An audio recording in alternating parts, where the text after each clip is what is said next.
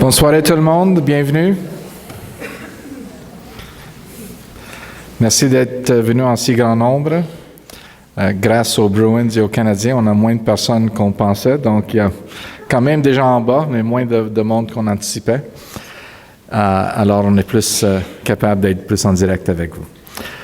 Je suis Camilo Zacchia, je suis psychologue ici au Douglas et conseiller principal au Bureau d'éducation en santé mentale.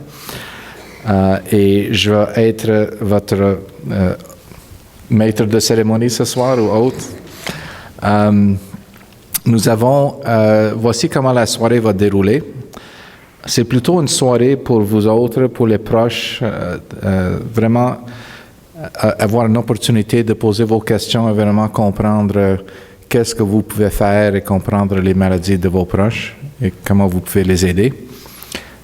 Donc, nous allons avoir 2 témoignages suivis par un bref discours de notre directeur du programme de troubles bipolaires. Et suite à ça, on va avoir une période de questions. On va essayer d'avoir au moins 1 heure pour échanger avec vous.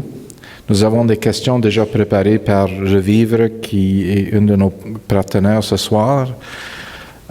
Et suite à ça, il va y avoir aussi des questions ouvertes pour vous autres. On vous demande simplement d'écrire vos questions sous les cartes. Durant le discours, vers la fin du discours, après la 3e partie, nous allons prendre quelques minutes pour ramasser vos questions. Et on va essayer on ne pourrait pas répondre à toutes les questions, mais on va essayer quand même de ramasser les thèmes pour pouvoir poser des questions qui semblent plus communs. Et c'est ça. Il y a aussi, pour les gens qui n'ont pas vu ça en rentrant, des guides pour les familles et les proches de personnes atteintes de troubles bipolaires. C'est grâce à notre programme ici et aussi le pamphlet de Revivre, je crois.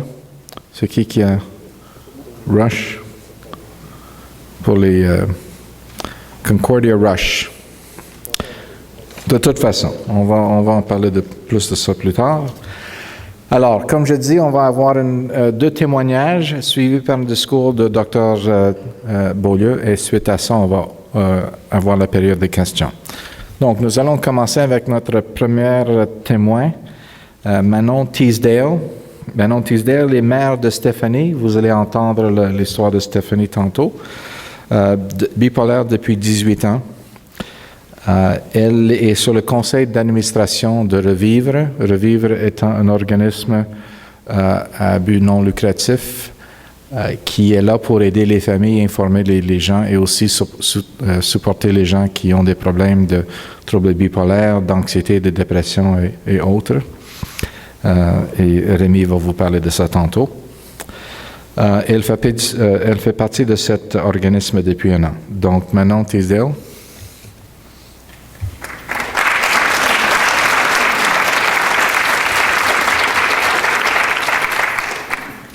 Alors, bonsoir. Je vais essayer en quelques minutes de partager avec vous une partie de mon parcours qui a quand même duré jusqu'à date 18 ans. Alors, comme expliqué, je suis la mère de Stéphanie qui souffre d'une maladie bipolaire à cycle rapide avec déficience intellectuelle légère depuis maintenant 18 ans. Stéphanie a 31 ans ou presque 32 ans maintenant. Alors, je me suis mariée à l'âge de 21 ans avec un homme extraordinaire avec qui je suis encore aujourd'hui, Jean-Claude. Nous avons eu 2 beaux enfants, Stéphanie et Louis-Philippe. Tout semblait aller dans le meilleur des mondes jusqu'à ce que notre fille Stéphanie, en pleine santé, qui grandissait normalement et qui a toujours été une enfant très facile et pour qui nous avions imaginé la plus belle des vies, a commencé à avoir des comportements bizarres vers l'âge de 13 ans. Aucun indice ne pouvait indiquer quoi que ce soit. À la fin de son primaire, Stéphanie avait quelques difficultés d'attention. Nous avons aussi remarqué des changements dans ses humeurs, qui semblaient un peu coïncider avec son cycle hormonal. Nous avons consulté et on nous a confirmé que Stéphanie avait une intelligence normale, mais qu'elle avait un défi au niveau de son attention. J'ai décidé de noter les périodes de changement dans un journal de bord. Elle pouvait passer des semaines de bonne humeur et pendant quelques jours pleurer, être maussade et très désagréable. Lors des apparitions des premiers symptômes, Stéphanie fréquentait l'école primaire de notre quartier en 6e année. Depuis la maternelle, elle était toujours dans la même école, mais étant donné qu'elle avait eu de la difficulté à suivre le rythme à cause de son problème d'attention, on avait convenu de la changer d'école pour compléter son primaire. Je ne crois pas que ça a été la meilleure des idées, car ça lui a occasionné beaucoup de stress. Dès les premiers jours dans ce nouvel environnement, Stéphanie était très triste. Elle pleurait souvent et était devenue le souffre-douleur de bien des élèves. D'ailleurs, un jour, par hasard, je rencontre la leader de la classe et elle me dit « Ta fille, c'est une hostie de folle. Tu devrais la faire soigner. Elle mange du papier. » Et c'était vrai, elle avait mangé des papiers et elle avait même levé son chandail pour faire rire les autres. Je crois que son stress était vraiment intense. Aujourd'hui, on se rend compte qu'elle a souffert beaucoup d'intimidation de la part des autres élèves à cause de ses comportements, ce qui est peut-être un des éléments déclencheurs de la maladie. C'est ainsi qu'après son année scolaire, à l'été de juillet 95, nous sommes à notre chalet au bord de l'eau. Stéphanie se lève en pleine nuit, on entend du bruit et on la retrouve sur le quai en train de pêcher. On lui demande d'aller se recoucher, ce qu'elle fait en riant. Elle se relève plusieurs fois, elle commence à faire la cuisine sur notre vieille cuisinière de gaz. On essaie toujours de la faire recoucher, on a beau la menacer, la punir, elle ne cesse de rire et finalement s'endort aux petites heures du matin. On ne sait pas trop ce qui se passe, on est un peu fâchés, mais on croit vraiment que c'est le début de sa crise d'adolescence. Quelques jours après cet événement, une amie à moi qui travaille dans le domaine médical et qui connaît très bien Stéphanie nous visite et remarque aussi les comportements très bizarres de Stéphanie. Elle nous demande si on soupçonne Stéphanie de prendre de la drogue. Vraiment, on se doutait pas, on pensait jamais que Stéphanie prenait de la drogue et elle n'en prenait pas. Alors, elle nous suggère d'aller consulter parce que ses comportements sont vraiment pas normaux. Elle nous propose de nous aider dans cette démarche et nous fait rencontrer un psychiatre et ce dernier, après avoir écouté notre histoire, nous transfère à un confrère spécialiste pour enfants. On rencontre le médecin pour la première fois en août 95. Étant donné qu'on avait déjà remarqué les changements de comportement de Stéphanie qui semblaient aussi reliés à son cycle hormonal, il nous suggère de voir Stéphanie toutes les semaines. Après la 3e consultation, le changement est si évident qu'il décide de l'hospitaliser. Stéphanie ne dort plus, entend des voix, est très agitée. Et c'est là que, pour la toute première fois, j'entends le mot « psychose ». Au fil des jours de son hospitalisation, on décide d'introduire de la médication très forte afin d'essayer de faire sortir Stéphanie de sa psychose. Une médication qui transforme ma belle Stéphanie en zombie, regard hagard, difficulté à parler, la bave qui coule, difficulté à fonctionner. Mais bon, après quelques jours interminables, elle finit par sortir de cette psychose. Mais maintenant, on doit faire face au côté dépressif, parce qu'il faut comprendre que lorsque la psychose est intense, le rebond l'est tout autant. Elle pleure beaucoup, pour ne pas dire toujours, n'a aucun intérêt pour rien, et ne demande sans cesse si elle va revenir comme avant. Après quelques jours, le médecin décide de nous rencontrer pour nous donner le diagnostic. Stéphanie souffre d'une maladie bipolaire, une maladie mentale. Le pédopsychiatre nous dit qu'en général, pour cette problématique, on utilise le lithium et après quelques temps, ça fonctionne très bien et tout devrait rentrer dans l'ordre. Mais pour ça, il doit garder Stéphanie sous observation pendant quelques temps afin de doser la médication. Alors, on apprivoise le terme maladie mentale, mais on s'en fait pas trop car on se dit que probablement, juste un petit ajustement et une petite pilule magique, tout devrait rentrer dans l'ordre et en peu de temps, on pourrait reprendre notre vie normalement. Mais la pilule magique n'a pas beaucoup d'effet sur notre belle Stéphanie. Après quelques semaines, Stéphanie refait une autre psychose encore plus intense. Elle est méconnaissable. On a l'impression que le diable s'est emparé de son corps. Et nous voilà partis dans l'univers du dosage de la médication, assez essoufflant. On lui donne des médicaments très forts pour contrer la psychose et ensuite, on essaie les ajouts de médicaments au lithium et patati et patata. Je vous ferai grâce de tous les noms et de tous les changements. Ce n'est pas de mon domaine. Je vais laisser Dr. Beaulieu en parler plus tard. Le diagnostic a changé pour la maladie bipolaire à cycle rapide, une forme très difficile à contrôler et à stabiliser. J'ai l'impression que notre belle petite Stéphanie, si coquine, si souriante, est morte et que je dois maintenant apprendre à vivre avec une nouvelle Stéphanie. Je dois apprendre à apprivoiser une nouvelle personne. Est-ce que ça serait temporaire? Est-ce que ça se guérit? Est-ce que ça s'améliore? On n'en sait rien. On sait juste que notre vie vient de basculer à jamais et pour la première fois depuis le début de sa maladie, je prends conscience que tout ne reviendra jamais comme avant. Quel choc, mais en même temps, quelle peine. C'est comme un deuil. Comme mère, je me sentais tellement coupable. Est-ce que j'ai fait quelque chose durant ma grossesse qui aurait pu causer ça? On dit que c'est génétique, donc c'est du côté de ma famille. Je sais que du côté de ma mère, il y avait des problèmes de santé mentale. Alors, je me sens coupable vis-à-vis de mon mari de lui avoir donné un enfant comme ça et en même temps vis-à-vis de ma fille de lui avoir transmis mon bagage génétique. Mais pourquoi est-elle malade comme ça? Pourquoi elle n'a pas eu une maladie physique comme un cancer ou une infection? Il me semble que ce serait tellement plus facile à comprendre, à apprivoiser, à soigner, ou même à essayer de l'expliquer à mon entourage, car je cachais la maladie, comme je ne savais pas comment on fait pour expliquer ce genre de maladie sans être jugé. À ce moment de l'évolution de la maladie, Jean-Claude et moi avons de la difficulté à en parler. On s'enferme chacun dans notre peine. On l'exprime de manière différente. On veut protéger l'autre. Donc, on doit tout réorganiser notre belle petite vie, car Stéphanie ne restera pas à l'hôpital 2 ou 3 semaines. Non, elle y restera plusieurs mois par année, et ce, pour plusieurs années. Et le protocole de traitement n'est pas là pour la guérir comme on le fait avec la chimiothérapie pour le cancer. On peut vivre d'espoir. Ici, il n'y a pas de guérison possible. Cette maladie, on pourrait la soulager, la contrôler, mais c'est tout. Alors, tout en prend un coup. Le couple. Jean-Claude, comme beaucoup d'hommes, se renferme sur lui-même et se jette corps et âme dans son travail. Cela le protège et l'empêche de penser et de sentir la douleur, la déception et surtout la peine. La peine de voir l'état de Stéphanie se dégrader de jour en jour. Elle est complètement changée, métamorphosée, autant au niveau physique que mental. Stéphanie est une petite fille toute menue, toute douce, rieuse, charmante. Et un des effets secondaires à la médication est la prise de poids excessive. Au niveau psychologique, Stéphanie n'était pas une première de classe, mais elle arrivait à suivre avec des gens qui l'aidaient pour son problème d'attention. Mais au fil du temps et après de nombreuses psychoses apparues dès son jeune âge, qui ont abîmé son cerveau encore en formation, et des médicaments très puissants utilisés à cette époque, car il faut comprendre qu'il y a plus de 10 ans, les médicaments n'étaient nécessairement pas utilisés de la même façon aujourd'hui.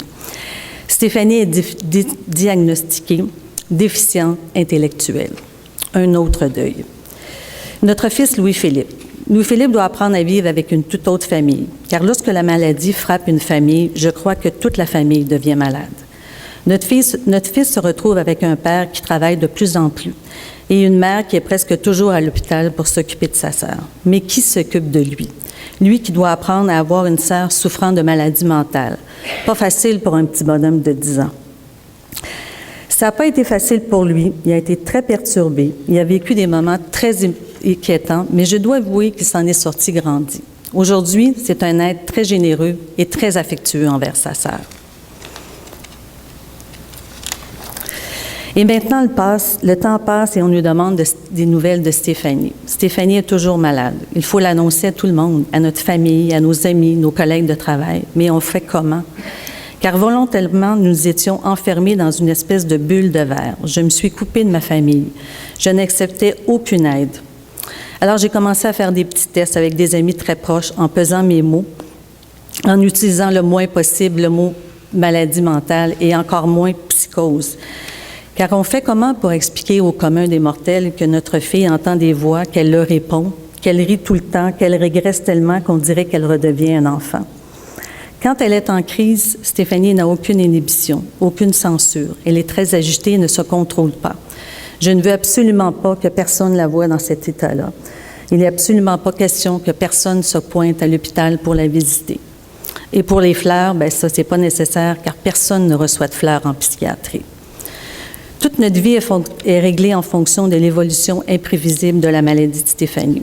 Durant ses hospitalisations, je suis souvent avec elle et lorsqu'on juge qu'elle est assez bien, alors on nous permet de la ramener avec nous des fins de semaine. Mais lorsque je dis assez bien, c'est loin d'être bien. D'ailleurs, je me souviens très bien que lors d'une visite de week-end, alors que je suis sur le pont Champlain avec elle assise à mes côtés et qu'il pleut à torrent, je la regarde, elle est tellement médicamentée, tellement paralysée, elle est engourdie, elle pleure continuellement et me demande si elle va revenir un jour comme avant.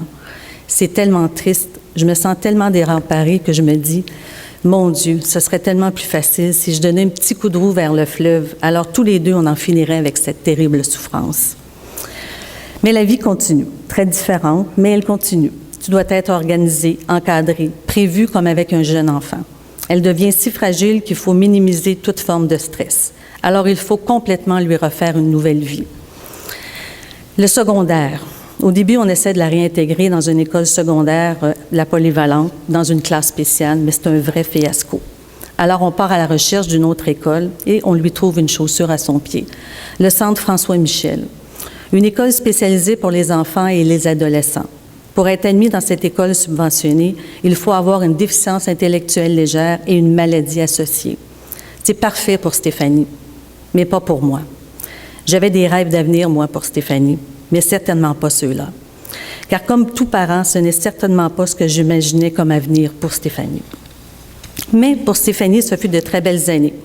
Elle a fait des belles rencontres, s'est fait des amis, s'est épanouie à son rythme dans un endroit où elle n'était pas jugée. Durant toutes les années où elle a fréquenté le Centre François Michel, c'est-à-dire jusqu'à ses 21 ans, elle a subi plusieurs rechutes, plusieurs hospitalisations, et les gens la reprenaient toujours là où ils l'étaient et l'aimaient telle qu'elle était. Donc, pas l'avenir que j'aurais souhaité, mais au moins elle était heureuse, et ça, en tant que parent, je crois que c'est important. Mais après 21 ans, on fait quoi? Premièrement, il faut trouver un psychiatre qui s'occupe maintenant des adultes. Nous, on était chanceux, on a trouvé le Dr Beaulieu. Mais encore faut-il maintenant faire face au milieu psychiatrique adulte, une autre dure réalité. Car Stéphanie, malgré son âge adulte et à cause de sa déficience, elle a encore la mentalité d'un enfant de 8 ou 9 ans. Elle est restée tellement naïve. Lors de ses hospitalisations, et oui, il y en a encore, Stéphanie est considérée comme un cas assez difficile à contrôler. Nous essayons toujours de la garder le plus longtemps possible avec nous à la maison. Mais nous devons nous rendre à l'évidence que c'est impossible de la garder tout le temps. Premièrement, des fois, il faut des ajustements de médication et aussi, il faut accepter que nous, en tant que parents, on a nos limites. Mais quel stress de la savoir dans cet univers. Mais on fait confiance aux gens, aux intervenants de l'hôpital qui la connaissent et qui sont toujours très attentifs et extraordinaires avec Stéphanie. Ensuite, il faut lui organiser un avenir. Alors, on se dirige vers un organisme social de notre région. On lui trouve un petit travail dans un atelier supervisé, un genre de plateau qui consiste à faire des tâches très simples, comme mettre dans un sac des ustensiles avec napkin, sceller le tout et distribuer dans des restaurants comme le Saint-Hubert, par exemple. Mais le tout se fait toujours sans pression. Rien qui peut engendrer de l'anxiété. Et si elle est fatiguée, il y a toujours un endroit où elle peut aller se reposer. Cet atelier est supervisé par des intervenants formés pour ce genre de clientèle. Elle y rencontre des jeunes adultes avec les mêmes besoins qui sont devenus ses amis et avec qui elle fait des activités certains soirs et des sorties amusantes des fins de semaine. Mes inquiétudes pour l'avenir. Stéphanie restera toujours une personne qui a des besoins qui a besoin des autres. On ne veut pas que nos enfants meurent avant nous, c'est pas normal. Mais moi, j'ai peur de mourir avant notre fille. Car si son père et moi, nous n'étions plus là, qui veillerait sur Stéphanie? Qui s'assurerait qu'elle est heureuse? Qui aura la patience et la générosité inconditionnelle d'un parent? Pour l'instant, Stéphanie n'a pas passé plus de 3 ans sans hospitalisation. C'est certain que ça nous inquiète. Ce que je trouve le plus difficile, c'est de voir les filles de mes amis se marier et avoir des enfants. Je sais que Stéphanie ne connaîtra jamais cette joie. De ne pas connaître l'avenir, bien sûr, et de la voir souffrir quand elle est en crise et d'être complètement impuissante face à sa souffrance. Le regard de certaines personnes aussi sur elle. La vie de Stéphanie aujourd'hui. Je crois que Stéphanie a une vie qui la rend heureuse. Elle vit encore avec nous, sa famille, mais nous avons des gens sur qui on peut compter pour nous donner du répit. Son bonheur est dans le présent. Elle s'inquiète de petites choses, elle a des amis, elle travaille et elle s'amuse. Elle est toujours bien encadrée et toujours avec le moins d'anxiété possible, elle arrive à négocier avec son quotidien. Elle a besoin d'une routine très rigoureuse. On ne peut jamais la laisser sans surveillance. Elle a des besoins et des défis importants, mais elle peut prendre soin d'elle. Elle aime être bien habillée, se maquiller et accomplir des tâches simples au quotidien. Elle aime la musique, elle en écoute beaucoup, ça lui fait du bien. Elle est très sensible aux autres et elle arrive à faire un peu d'interaction avec les proches, avec les gens qui sont proches d'elle. Elle a beaucoup de difficultés à s'adapter aux petits changements. Elle est très fière quand elle réussit ce qu'on lui demande et surtout, elle est très douce, affectueuse et sans aucune malice. Jamais elle ne refuse sa médication. Jamais elle ne s'oppose à son hospitalisation. Malgré toutes les peines et les frustrations, je suis honnête avec vous, j'aurais tellement aimé que ça se passe autrement pour Stéphanie. Mais on réussit un grand exploit à ce jour. Elle semble heureuse. Mais notre combat n'est pas fini pour autant. Et je garde toujours espoir qu'un jour, on lui trouvera sa petite pilule magique.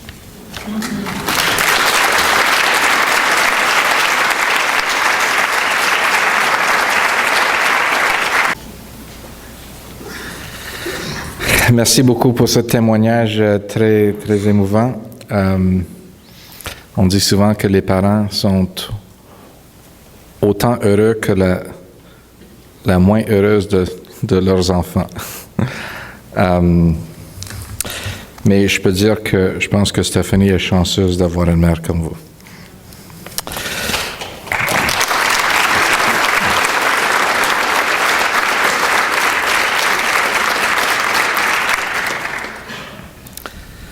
Il n'y a pas de substitut pour l'amour. Hein? Maintenant, notre prochain témoin est Jean-Rémy Provost. Jean-Rémy est directeur général de Revivre, Association québécoise de soutien aux personnes souffrant de troubles anxieux, dépressifs ou bipolaires depuis 13 ans.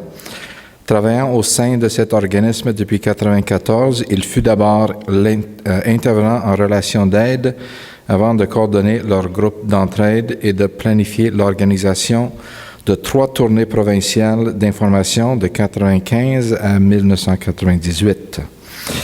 Il y a également mis sur pied un volet jeunesse en 1999. Il fut l'initiateur du programme J'avance, visant le soutien à l'autogestion de l'anxiété, de la dépression et de la bipolarité. Il est conjoint d'une personne atteinte de troubles bipolaires, nouvellement intervenante père aidante, et père d'une fille de 12 ans. Jean-Rémy?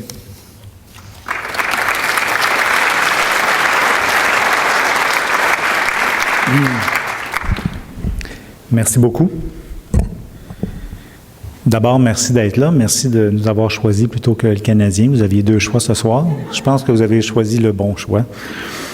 Un peu comme Camilo l'a dit, j'ai 2 chapeaux. Normalement, je parle plutôt de mon premier chapeau de directeur général de Revivre, moins souvent de celui de conjoint. Alors, ce soir, je vais parler brièvement des 2. D'abord, pour parler de Revivre, donc, c'est une association qui vient en aide aux gens qui souffrent de troubles anxieux, dépressifs ou bipolaires, et à leurs proches aussi, et ce, partout au Québec. On a différents services, comme une ligne d'information et de référence. On offre aussi des groupes d'entraide, des ateliers d'autogestion. On offre de l'aide par courriel, de la documentation qui est disponible sur notre site web et par téléphone également. On aurait aimé avoir encore aujourd'hui des rencontres d'échange et d'information pour les proches, puisque c'est le sujet de notre discussion de ce soir. Mais malheureusement, faute de fonds, on a été obligé l'an passé de les abandonner, j'espère temporairement, parce que c'est un service quand même essentiel, mais comme j'expliquais au début, si vous êtes un proche et que vous avez des questionnements, des doutes ou vous pensez sans issue, bien, c'est l'endroit où aller, où venir, où nous appeler pour vraiment parler de vos besoins, de ce qui vous préoccupe, et on va vraiment être là pour vous aider. Bien, mon autre chapeau, c'est d'être conjoint d'une personne atteinte de troubles bipolaires, mais c'est surtout une histoire d'amour que je vais vous parler, une histoire d'amour et d'espoir. Moi, j'ai connu ma conjointe alors que je travaillais à Revivre. Alors, ne le dites pas trop, même si la conférence est filmée. Je ne veux pas que ça soit trop diffusé de penser que je suis tombé en amour avec une bénévole, mais c'est le cas. Donc, j'ai tombé en amour avec une bénévole, mais je dis souvent que on se serait rencontrés dans un bar, dans un mini-pot ou dans un cinéparc, peu importe, le même coup de foudre aurait eu lieu. Alors, donc, mon contexte, c'est que j'ai rencontré Annie, qui, donc, le contexte étant que je savais qu'elle était déjà bipolaire. Alors, vous pouvez me poser la question, bon, est-ce que déjà de le savoir, est-ce que ça t'a rebiffé? Est-ce que ça a fait en sorte que tu voulais pas plutôt fuir? J'avoue très honnêtement que j'y ai jamais pensé. Et après 18 ans d'union, j'y pense pas encore. On a traversé des épreuves, on a traversé bien des choses, bien des tempêtes, mais on les a toujours traversées ensemble, puis c'est l'amour qui était là au tout début. Et ça a tout le temps été ça. Puis je dis l'amour, je dis aussi la communication. Je pense que c'était un élément clé que je voulais aborder ce soir pendant toute la durée de la conférence, quand on a préparé tout ça ici. Moi, je disais, la clé, c'est vraiment de communiquer. C'est de communiquer entre le proche et la personne atteinte, c'est de communiquer avec le personnel soignant, c'est de communiquer avec l'entourage, communiquer avec la famille, avec le milieu de travail, tout ça. Vous allez me dire peut-être tantôt que des fois, c'est pas si évident que ça, c'est vrai, mais l'important, c'est de communiquer. Donc, ça a été le coup de foudre, ça a été instantané, je pense, de commun accord. Ma conjointe est là pour me dire le contraire, mais je pense que oui. Peut-être notre crainte du début, c'est que moi, je ne voulais pas que je sois le thérapeute, son thérapeute, et elle ne voulait pas que je sois son thérapeute. Et moi, je ne voulais pas qu'elle pense que je voulais en faire d'elle un cas spécial d'observation d'un intervenant. Alors, ça a été réglé quand même assez rapidement, cette chose-là, pour après ça mettre vraiment l'amour au premier plan, puis on a su que ça a vraiment marché. Donc, au fil du temps, c'est sûr que j'ai appris à la connaître. On a commencé à être ensemble et à vivre aussi de ces moments dans les phases dépressives, dans les phases aussi de manie. Dans le cas d'Annie, c'était des cycles rapides aussi. J'ai vécu aussi des moments, quelques brefs épisodes psychotiques, mais je vous dirais ceci, peut-être le fait que je travaillais déjà là-dedans, mais en même temps, c'est peut-être pas une bonne raison parce qu'on peut être un très mauvais conjoint si on est intervenant. Mais le fait que je connaissais la maladie faisait en sorte que quand Annie a vécu des épisodes psychotiques et elle ne me reconnaissait plus, ça ne m'a jamais fait peur, honnêtement. Et parce que je savais que c'était temporaire, je savais que c'était la maladie qui était en avant-plan, mais je savais qu'en arrière, il y avait celle que j'aimais le plus au monde, c'est-à-dire Annie. Donc, il y avait tout le temps une personne derrière. Donc, je me suis tout le temps dit que c'était pas une maladie, que c'était une personne. C'est une personne qui avait une maladie. Elle aurait eu d'autres maladies que ça, j'aurais eu le même réflexe. Et je crois qu'elle aussi, si elle apprenait aujourd'hui que j'avais une maladie, je pense qu'elle me guiderait à côté. Donc, ça a tout le temps été mon pattern. Je vous dirais que, donc, ce soir, c'est un message d'espoir que je veux lancer aussi aux gens pour dire que, oui, il y a des périodes difficiles, oui, il y a de la souffrance, oui, des fois, ça peut être difficile, mais si l'amour est présent, l'amour est là, je pense que vous allez traverser ces périodes-là difficiles. Je ne vous dis pas que c'est facile, mais je pense qu'on peut vraiment réussir à passer au travers.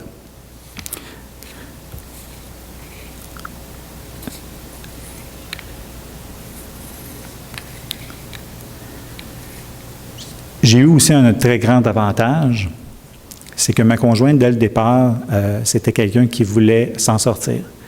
Je sais qu'il y a des gens dans la salle qui vivent une situation où la personne atteinte accepte très mal le diagnostic ou accepte mal de vivre avec ça et ne veut rien savoir des traitements et tout ça. Je sais que c'est un défi, mais c'est un défi qu'on peut relever. On pourra en reparler à la période des questions, mais moi, j'ai été chanceux. Annie a tout le temps voulu essayer de s'en sortir, tout le temps été au-devant. Je pense qu'elle a inventé le mot rétablissement, elle a inventé le mot résilience. Et ça, c'est sûr que ça favorise les choses. Donc, c'était tout le temps quelqu'un qui allait au-devant, qui allait rencontrer son psychiatre, qui allait, si ça ne marchait pas au niveau de son psychiatre, ben, on s'en parlait, puis on se disait, bon, ben qu'est-ce qu'on fait? Est-ce qu'on reste devant ce fait accompli-là ou on décide de faire un move? On a fait un move.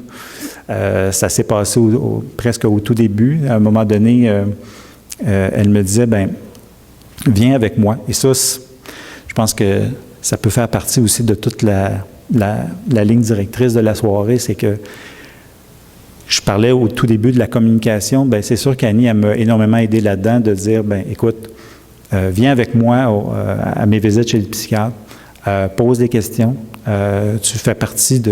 tu vis avec moi, donc tu fais partie des solutions, mais aussi tu as des choses à dire. Donc ça a été excessivement aidant et je crois que toute personne atteinte devrait être accompagnée par la personne la plus significative de sa vie pour vraiment l'aider dans son rétablissement. Donc, je disais qu'à un moment donné, avec un psychiatre, ça ne fonctionnait pas et on s'est regardé puis on s'est dit, bien, on va aller voir ailleurs. Donc, c'était la fameuse époque de la sectorisation et on connaissait quelqu'un qui était dans un autre secteur de la ville et donc on a appris très rapidement, moi et ma conjointe, dans la voiture, une adresse de Montréal tout près d'Albert-Prévost.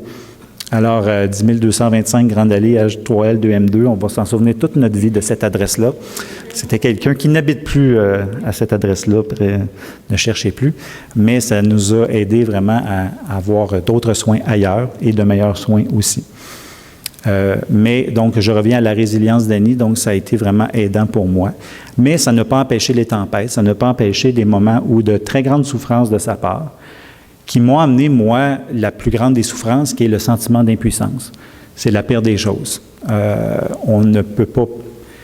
Si j'avais voulu prendre son mal, je l'aurais pris je ne sais pas combien de fois, mais je ne pouvais pas. Par contre, ce que je me rendais compte, c'est que même si dans une soirée où elle pleurait énormément, j'avais l'impression d'être utile, juste d'être là. Et elle me le disait aussi. Trouve-moi pas de solution miracle, je sais qu'il n'y en a pas, mais le fait que tu sois là, ça m'aide énormément. Donc, la présence aide beaucoup. Mais aussi, ce qui est extraordinaire, c'est qu'elle me disait, toi aussi, tu as besoin d'aide. Et ça, c'est un message que je lance aussi à tous les proches, c'est que on a tous besoin d'aide quand on est proche. C'est une question de santé mentale pour tous. Il y a énormément de cas de dépression et bien d'autres choses lorsqu'on accompagne quelqu'un qui a une maladie mentale. On a besoin d'aide, vous avez besoin d'aide et il faut demander de l'aide. Alors, ma conjointe me disait tout le temps, va demander de l'aide et surtout, prends du temps pour toi. Alors, elle le savait, quand je prenais les écouteurs, j'écoutais de la musique, c'était mon havre de paix à moi. C'était le moment où vraiment je m'intériorisais, je me disais, bon, ben ça, c'est mon petit moment à moi. Donc, elle me le permettait et ça me permettait de me ressourcer. Ma particularité à moi, c'est que le lendemain, j'allais entendre parler des gens qui souffraient de dépression ou de troubles bipolaires. Ça pourrait être assez enveloppant et d'entendre parler de ça 24 heures sur 24, mais ce n'est pas la même chose. Vous savez, travailler dans une profession que l'on aime, entendre les problèmes des autres, ça demeure les problèmes des autres, même si on est très empathique et même si on est à leur écoute. Voir souffrir quelqu'un que l'on aime, c'est tout à fait différent. Donc, ça ne m'a jamais envahi quoi que ce soit. Au fil du temps, bien, on a eu une magnifique fille qui a aujourd'hui 12 ans et qui va très bien et qui, au fur et à mesure qu'elle avance en âge, elle comprend que sa mère, premièrement, est une mère extraordinaire. Elle lui répète souvent qu'elle lui a transmis bien des choses, que oui, il y a peut-être une transmission génétique du trouble bipolaire, mais lorsque ma conjointe, on n'avait pas d'enfant, puis elle se posait la question, je lui répondais, tu vas lui transmettre beaucoup d'autres choses positives, génétiques ou dans le cadre de l'éducation de notre enfant, que ça, c'est le moindre de mes soucis. Alors, et c'est ce qui s'est passé. Donc, on ignore si notre fille va avoir le trouble bipolaire ou pas. Honnêtement, je m'en fiche un peu. Si ça arrive, ça arrivera. On sera capable de dealer avec ça. On sera capable de l'aider. Autrement, je pense qu'elle baigne beaucoup dans un environnement d'amour. Et je pense que c'est ce qui prime le plus. Donc, je ne veux pas prendre trop de temps. J'avais beaucoup de choses, mais je pense que je voulais vraiment raconter cette histoire-là d'espoir, qu'il y a moyen de faire en sorte qu'une personne atteinte de trouble bipolaire puisse vraiment mener sa vie telle qu'elle l'entend, d'avoir, et c'est l'objectif ultime, d'avoir une bonne santé mentale tout en ayant une maladie mentale, mais surtout d'être capable d'accompagner de gens qui croient en elle, qui croit à son rétablissement, mais qui croit surtout en l'amour. Merci beaucoup.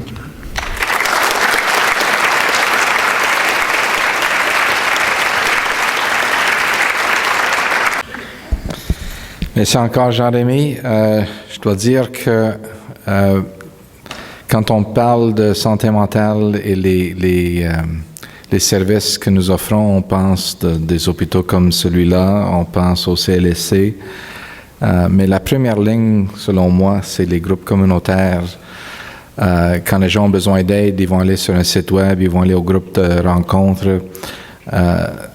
C'est grâce à des gens comme Jean-Rémy et des organismes comme Revivre que nous avons une si grande ouverture à la question de santé mentale. Alors, merci beaucoup. Sans les gens comme lui et sans Revivre, on ne peut pas faire notre job. Bon, maintenant, j'ai le plaisir d'introduire Dr. Serge Beaulieu qui va nous dire quelques mots sur la maladie. Dr. Beaulieu, MD, un degré assez impressionnant. PhD, un degré assez impressionnant. Les deux ensemble, très impressionnant. Dr. Beaulieu est chef médical du programme des troubles de l'humeur, d'anxiété et d'impulsivité et le programme des troubles bipolaires ici à l'Institut Douglas. Il est directeur médical des activités cliniques, du transfert des connaissances et de l'enseignement.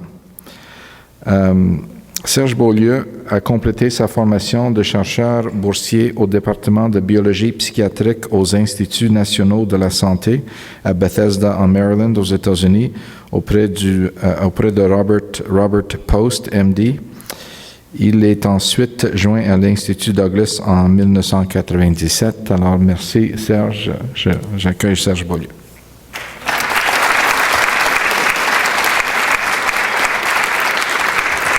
Alors, merci beaucoup à vous tous. Je pense que je m'étais promis ce soir de ne pas parler beaucoup et je vais tenir ma promesse, OK? Parce que Camille m'a dit que sur votre plan, on avait mis on allait parler aussi des dernières découvertes scientifiques. Si vous voulez, je peux vous en parler. J'arrive de 10 jours de congrès. J'ai la tête remplie de même.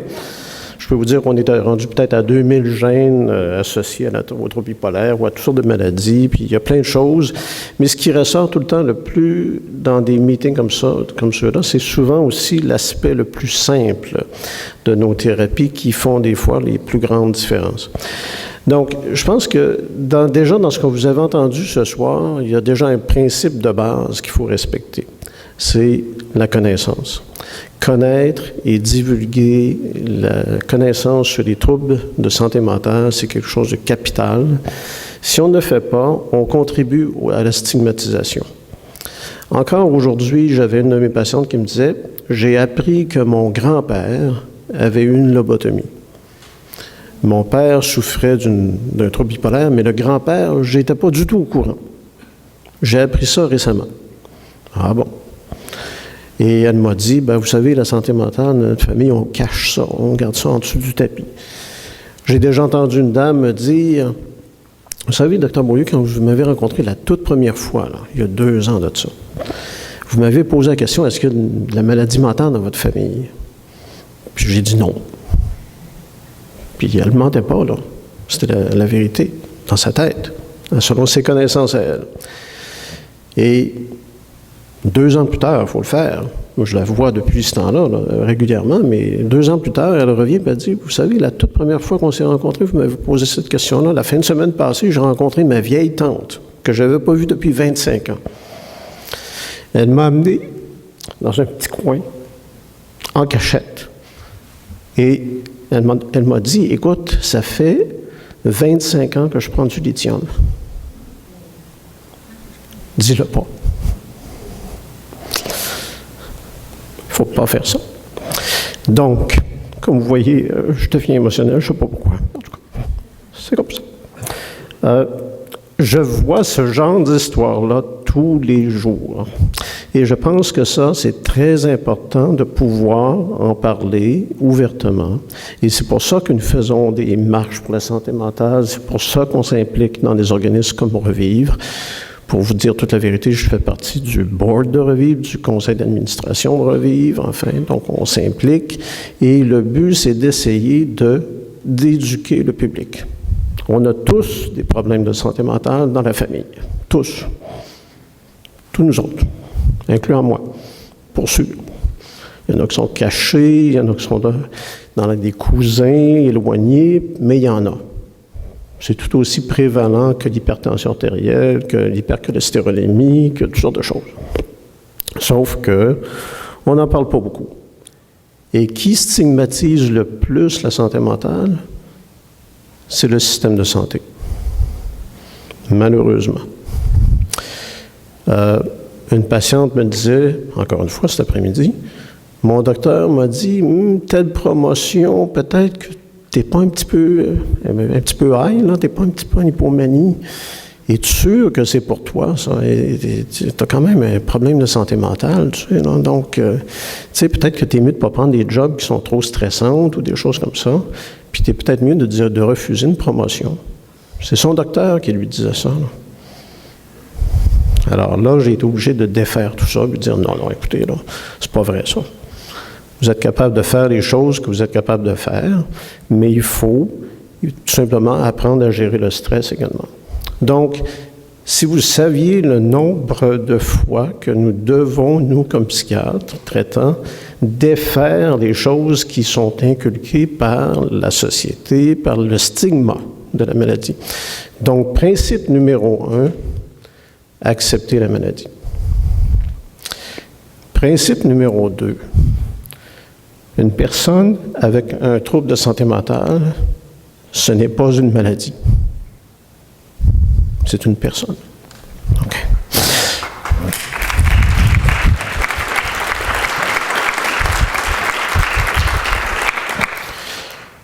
Ce que nous faisons dans nos groupes de psychoéducation, c'est de beaucoup enseigner à nos patients à accepter leur maladie et à la gérer. Donc, ça, c'est le grand principe numéro 2. Et nos groupes de psychoéducation, on permet toujours au moins à une séance que les gens de la famille viennent pour poser des questions et apprendre à assimiler les connaissances. Revivre offre beaucoup de services de ce genre-là. Nous le faisons également dans nos groupes de psychoéducation. On croit tellement au principe d'éduquer nos patients sur la maladie, d'éduquer les familles sur la maladie, que pour nous, ce genre de traitement-là, c'est un traitement, doit se faire en première ligne. Les organismes communautaires et les CLSC. Et nous avons commencé à faire ça. Rebecca Sablé, juste ici, devant nous, elle travaille avec nous depuis des années. Et dans les derniers 2 ans, ce que nous avons fait, c'est de transférer notre groupe de psychoéducation que nous faisions auparavant 5-6 fois par année, peut-être pas autant, peut-être 4-5 fois. On a transféré ça maintenant au CLSC, en première ligne. Et on a une très bonne collaboration avec les intervenants de la première ligne. C'est eux qui font les groupes.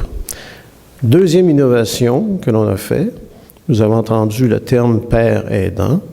Donc, quelqu'un qui souffre d'une maladie bipolaire, qui va naturellement bien et qui peut contribuer à aider d'autres personnes. Donc, on inclut maintenant, dès le début du groupe de psychoéducation, un témoignage d'une personne qui souffre de la maladie bipolaire. Et apparemment, ça fait toute la différence. Donc, le taux de rétention dans les groupes est beaucoup plus élevé. Les gens viennent et ils vont dire, ben, tu te rappelles ce que une telle ou un tel a dit la première fois?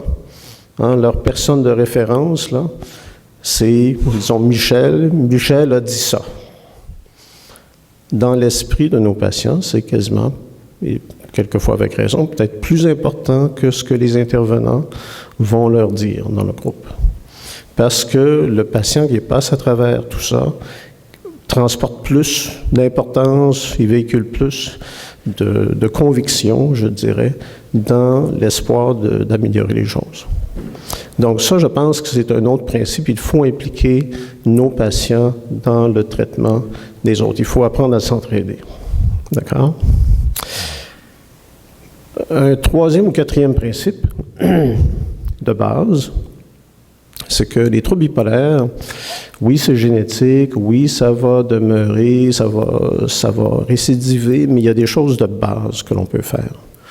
Outre la médication, je n'ai pas l'intention de commencer à parler de pilules, puis des effets secondaires, puis est-ce qu'il y en a des nouvelles, une petite pilule miracle.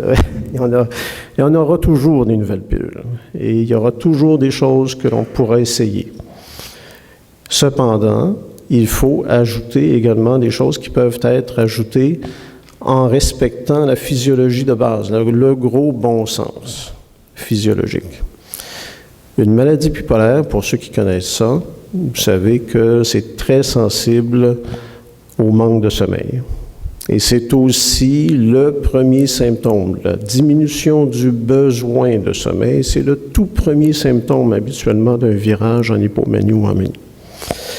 Et par conséquent, si quelqu'un ne respecte pas la physiologie de base, va faire du travail de nuit, par exemple, va s'imposer de ne pas dormir pendant 24-36 heures pour étudier des examens, on voit ça souvent chez les jeunes étudiants, donc, ou encore des travailleurs de nuit, bien naturellement, on rend le travail du cerveau plus difficile pour récupérer. Donc, le sommeil est de moins grande qualité et ça peut affecter l'humeur.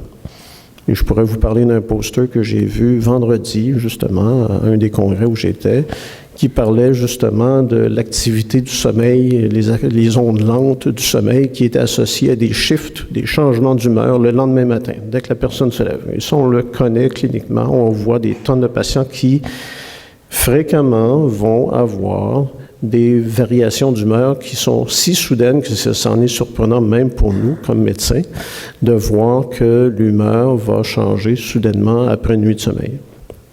Mais c'est lié possiblement à l'importance du sommeil pour permettre au cerveau de récupérer. Donc, l'idée ici, c'est qu'il faut respecter la physiologie normale. Il faut que les personnes respectent leur sommeil et les rythmes sociaux. Il y a même une psychothérapie qui est basée sur les rythmes sociaux et qui est tout simplement simple. On se demande pourquoi est-ce qu'ils ont inventé une psychothérapie de ce genre-là. Ça prenait quand même pas un diplôme pour penser à ça. Et c'était tout simplement, ben écoute, là, il faut que tu dormes. Tu as besoin de dormir tes 8 heures par jour. Dors tes 8 heures par jour. Tu as besoin d'éviter de prendre de la cocaïne. La cocaïne, pas très bon pour quelqu'un qui a une maladie bipolaire. On s'entend là-dessus. D'éviter l'alcool. Hein? Alors, moi, j'ai déjà vu des patients bipolaires qui prenaient de l'alcool pour régler une phase de manie, prenaient de la cocaïne pour sortir d'une phase dépressive. C'est assez classique comme pattern. Naturellement, ça ne fait qu'envenimer la rythmicité des cycles et les gens deviennent avec ce qu'on appelle des cycles rapides à ce moment-là. Donc, l'idée, c'est qu'il y a des points de base qu'il faut apprendre à respecter. Et quand on respecte ça, ben, la fréquence des maladies devient moins élevée en général, la fréquence des rechutes devient moins élevée. Ça nous demande moins de médicaments pour traiter la personne en général, donc ça ne peut qu'aider la personne dans l'ensemble. Quelquefois, la maladie est trop forte, trop importante pour même pouvoir bénéficier de ce genre de traitements d'appoint-là qui sont de base. L'autre chose, c'est que, et je vais m'arrêter là-dessus après, là, parce que même si je dis que je ne parlerai pas beaucoup, je finis toujours par parler trop, mais l'idée, c'est que il y a également une caractéristique de la maladie bipolaire qui fait que c'est une maladie pléiomorphe, comment est-ce que je pourrais dire ça, une maladie un peu caméléon, qui se déguise en toutes sortes de choses, déguise en anxiété sévère. On a même déjà vu des cas de troubles obsessifs compulsifs qui étaient périodiques, alors qu'un trouble obsessif compulsif, c'est censé être chronique. Donc déjà là, on devrait se poser des questions quand on voit ça. Et dans les faits, il y a énormément d'anxiété qui est associée au trouble bipolaire, énormément d'abus de substances associés au trouble bipolaire. Pourquoi? Parce que c'est la maladie qui amène ça. Par conséquent, quand on traite déjà d'emblée les symptômes anxieux, je pense qu'on est capable de faire un meilleur travail, et ça, les études de recherche le démontrent, pour gérer les symptômes dépressifs et prévenir également des phases de manie. Donc, des choses telles que l'activité physique vont améliorer au niveau dépressif, vont améliorer le côté anxieux également. Dans les dernières années, on s'est mis à faire de la recherche avec une de nos psychologues qui malheureusement n'est plus avec nous, Nancy Poirier. Elle a déménagé à Québec, mais on continue quand même à s'intéresser aux techniques de pleine conscience. Vous en avez sans doute entendu parler. En anglais, c'est le Mindfulness-Based Cognitive Therapy. C'est de la méditation, brièvement, là, couplée à du CBT, du TCC, c'est-à-dire en français. Donc, l'idée, c'est que nos patients qui ont participé à ces groupes-là trouvent que, effectivement, les études pilotes le confirment un peu partout à travers le monde, que ça semble aider nos patients à diminuer l'anxiété, à améliorer le sommeil, et on pense que ça peut aider à prévenir des rechutes dépressives. Et les dernières données faites dans les études de recherche sur la dépression unipolaire, ce qui est différent, semblent indiquer que ça peut même peut-être aider à diminuer un peu les symptômes dépressifs d'une phase active, d'une phase dépressive active. Donc, la recherche continue, l'histoire va évoluer, mais je pense que le message, c'est d'essayer de contrôler, de gérer le stress et de gérer l'anxiété et par là d'arriver à diminuer les symptômes et surtout les rechutes. Donc, quelques principes, 4 ou 5 là, en général, mais qui, je pense, sont importants. Donc, je vais m'arrêter là-dessus, puis on pourra répondre à vos questions. Merci.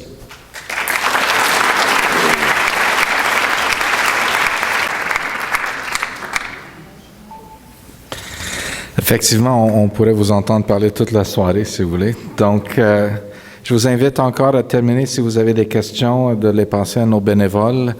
Juste, je vais peut-être dire quelques mots sur le stigma avant d'inviter. Les gens peuvent aller s'asseoir en avance. Comme dit Dr. Beaulieu, il y a beaucoup de stigmatisation autour de la santé mentale. Et ce qu'on sait, c'est que le contact direct, le plus que nous échangeons avec une personne, le plus que nous voyons la personne derrière l'étiquette. Il y a quand même quelque chose d'intéressant dans les êtres humains. On a tendance de penser toujours en groupe, nous versus eux. Et on a tendance de dire que, bon, les Bruins sont tous méchants, ça c'est vrai, mais à part de ça, on pense aux malades, aux employés, aux gestionnaires et tout le reste. On a tendance de penser en groupe. Et malheureusement, en système de santé mentale, on parle de les patients psychiatriques ou les gens avec des maladies mentales. Donc, c'est sûr que quand on voit ça, on ne voit pas la personne derrière ça. Donc, on vous encourage les gens de partager leurs histoires, de vraiment faire vivre les êtres humains qui ont le malheur d'avoir ces maladies. Alors, c'est grâce aux gens comme le panel que nous avons aujourd'hui et aux témoignages de pouvoir partager leur vie que nous allons tout avancer sur ça. Bon, alors, je vais recevoir des cartes. Je vais commencer avec quelques questions qui viennent de nos organismes, nos partenaires. On va commencer avec une question. Bon, il n'y a pas de question simple, mais on va commencer avec celui-là. Comment parler du trouble bipolaire à mes enfants?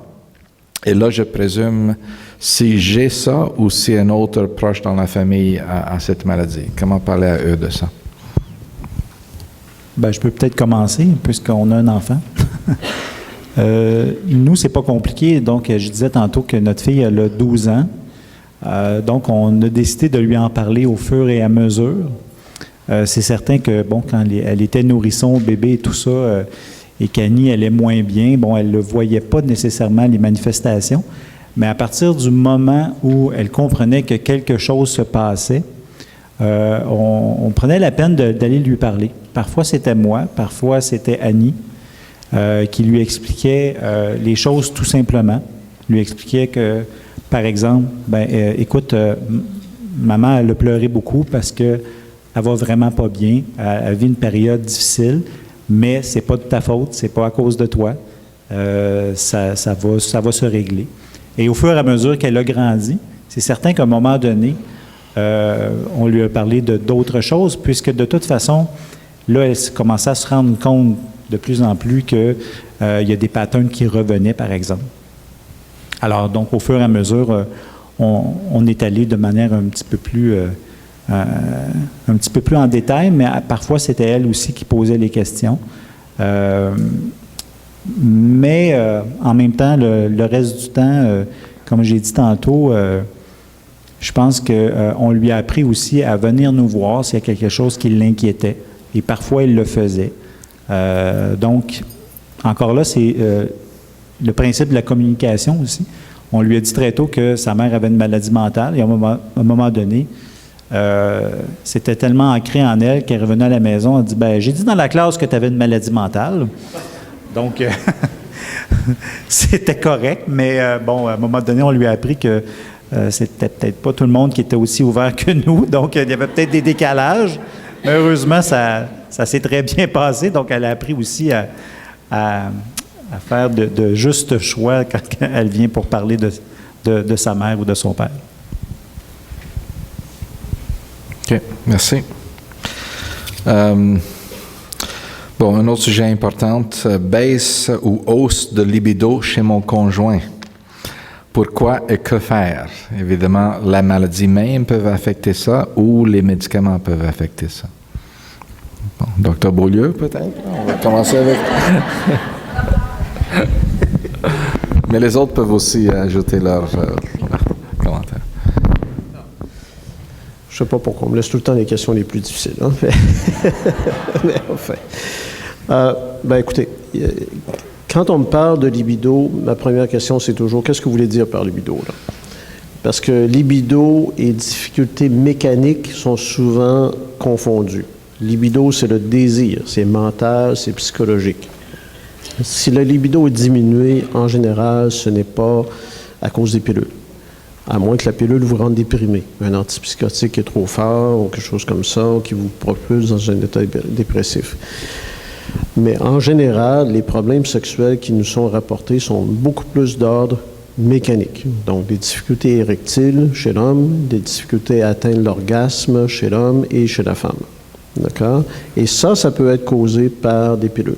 Les plus fréquemment associés à ça, on voit souvent les antidépresseurs. Bon, il y a un côté positif à ça aussi. Hein. Je vais vous faire une blague, là, mais prenez pas ça mal. Mais savez-vous que un petit peu d'ISRS, un antidépresseur type Paxil et tout ça, ça règle les problèmes d'éjaculation précoce chez l'homme aussi. Hein? Donc, on peut un petit peu de Paxil par-ci par-là, puis on règle bien des problèmes aussi. Donc, mais l'idée, c'est qu'il ne faut pas qu'il y en ait trop. S'il y en a trop, ben là, à un moment donné, ben là, il n'y a plus d'érection, il n'y a plus de capacité à atteindre l'orgasme, et là, trop, c'est trop. Donc, il faut... Et effectivement, donc, il y a ça comme deuxième source de problème, mais il y a aussi une troisième source de problème. Il ne faut pas oublier là, que la population vieillit comme tout le monde.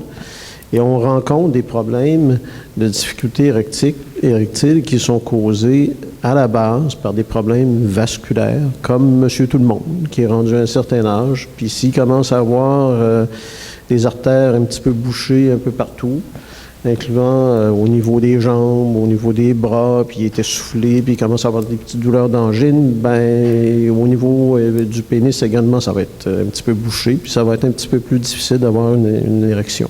Alors, il y a des problèmes vasculaires, tout simplement, qui sont plus d'origine, donc médicale, et non pas psychiatrique, et non pas causés par nos pilules non plus. Donc, il faut faire le tour, il faut regarder tous ces aspects-là. Alors, donc, libido, c'est une autre chose. Si c'est un état dépressif, à ce moment-là, ben, il faut traiter le côté dépressif. Quant aux hausses de libido, ben, ça, effectivement, dans les états d'hypomanie, on peut voir ça. On peut voir ça également, même, et juste pour l'aspect éducatif, là, on peut voir ça dans ce qu'on appelle des phases mixtes de troubles bipolaires, où il y a à la fois des symptômes dépressifs et à la fois des symptômes de manie ou d'hypomanie. Donc, la personne, et le plus bel exemple que j'ai eu dans ma carrière, j'ai fait venir la conjointe d'un patient à un moment donné, puis qui me disait, en tout cas, pour un gars déprimé, il est pas mal achalant. Alors, donc ça voulait tout dire et ça confirmait mes doutes sur l'état dépressif, que ce n'était pas un état dépressif pur, mais que c'était plus une phase mixte. Et ça, encore une fois, ça change complètement le traitement. Non pas du problème de libido, mais du trouble psychiatrique. Donc, j'espère que ça répond aux questions. Ça complique un petit peu les affaires, mais c'est la réalité. Merci, Serge. Voici un dilemme qu'on voit souvent quand les gens ne veulent pas aller chercher d'aide. Mon conjoint ne veut pas s'aider et je suis vraiment tanné. J'ai décidé de prendre le taureau par les cornes et d'aller chercher de l'aide à sa place. Est-ce une bonne idée? Ou qu'est-ce qu'on fait dans ces cas-là? Bien, bonne idée, mauvaise idée. C'est une très bonne idée d'aller s'informer. Comme proche, je l'ai dit tantôt, c'est une mauvaise idée de faire à la place d'eux, parce que de toute façon, vous n'obtiendrez pas grand-chose si vous faites quelque chose à la place d'eux. Il arrive quelquefois à Revivre où les gens appellent pour inscrire leurs conjoints à nos ateliers d'autogestion. On leur dit « Ouais, mais il faudrait qu'ils nous appellent. »« Ouais, mais c'est parce que ça y tente pas trop. » Bien, c'est ça. Il faudrait qu'ils commencent. Et le principe est le suivant, c'est qu'à partir, souvent, je l'ai dit tantôt, les proches nous appellent pour demander de l'aide. Et des fois, quelques temps après, on tente de les convaincre, oui, de se rapprocher, que ce soit un conjoint, ou un frère, une sœur, de se rapprocher, de commencer à en parler, de dire qu'il existe des ressources qui pourraient l'aider et tout ça, et en temps opportun, de vraiment demander de l'aide. Donc, pour le proche, il s'agit tout simplement de se libérer du poids d'être la seule personne au monde qui peut venir en aide à cette personne-là. Donc, de lui dire de faire un bout de chemin et de demander de l'aide. Et souvent, ce qu'on voit, c'est que la personne, après quelques temps, après son cheminement, décide d'appeler, mais c'est à partir de ce moment-là qu'on sent vraiment une différence. Parce qu'à partir du moment que quelqu'un ne veut pas se faire aider, ne veut pas se faire soigner, c'est excessivement difficile de traiter une personne. Moi, je disais que j'ai été chanceux parce qu'Annie voulait tout le temps être aidée, voulait tout le temps aller au-devant. Elle en a fait des choses dans sa vie. C'est des jeux d'essai ou d'erreur aussi. On ne va pas parler de la patience que ça prend comme personne atteinte, de la patience que ça prend comme proche, parce qu'il n'y a pas... il peut se passer des années avant vraiment que la personne aille bien, ait une très bonne santé mentale. Donc, ça prend énormément de patience, mais il faut absolument partir de la personne.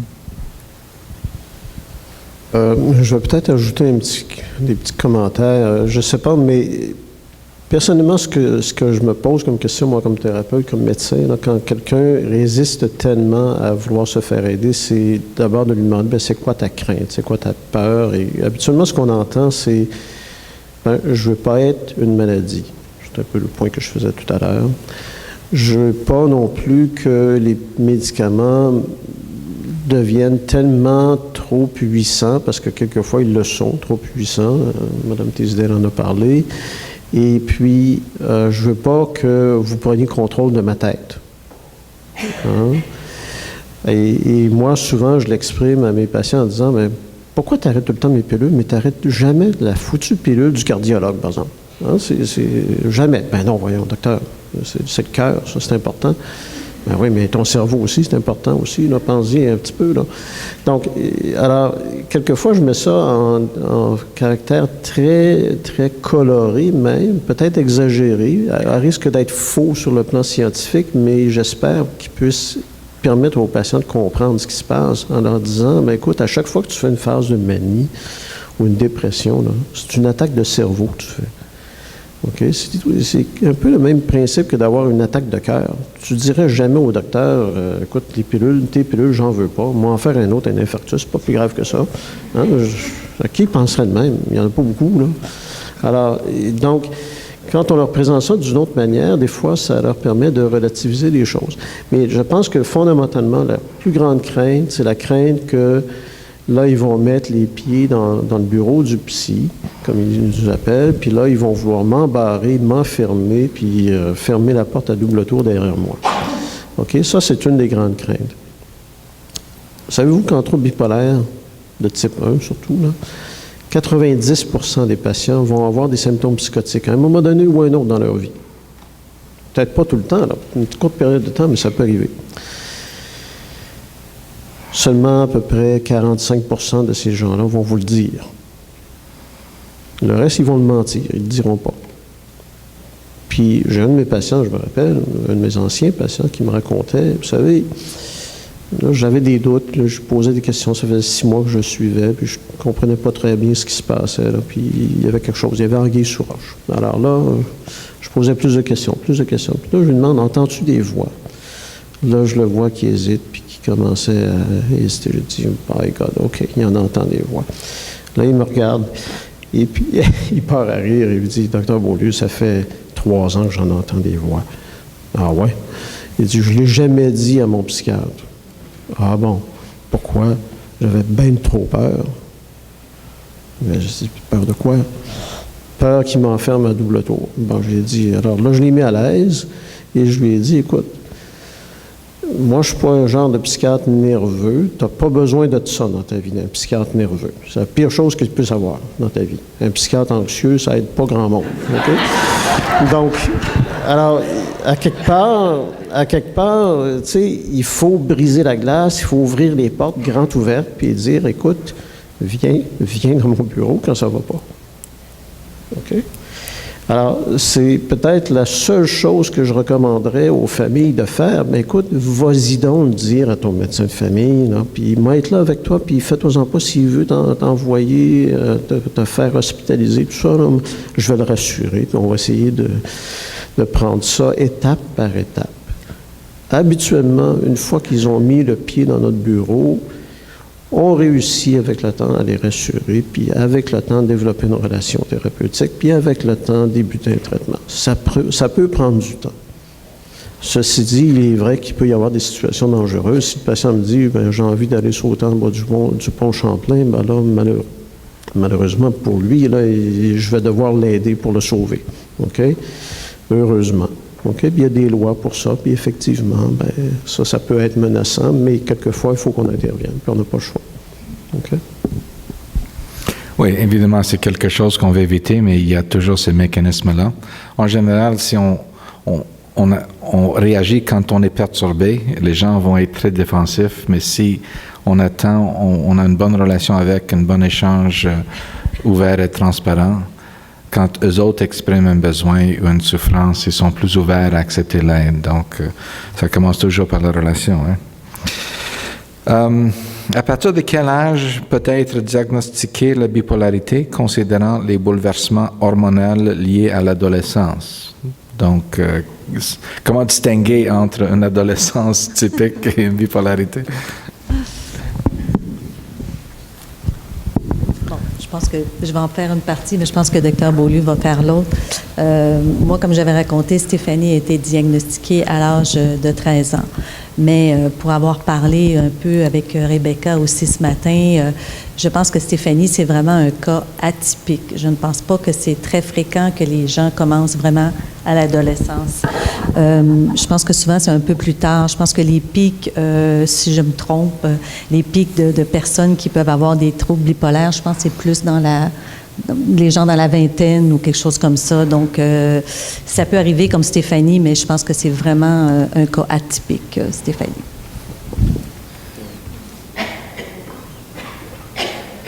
Alors, écoutez, c'est une grande question, une grande controverse, comme vous savez.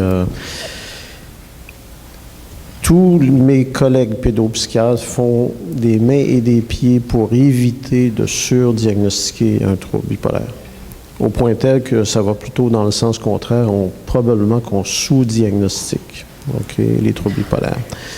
Ceci dit, c'est une maladie qui évolue de façon un peu comme un caméléon, qui débute tranquillement par des symptômes anxieux souvent. Il peut y avoir des symptômes dépressifs, mais le pic d'incidence, le premier épisode, c'est dans le début de la vingtaine.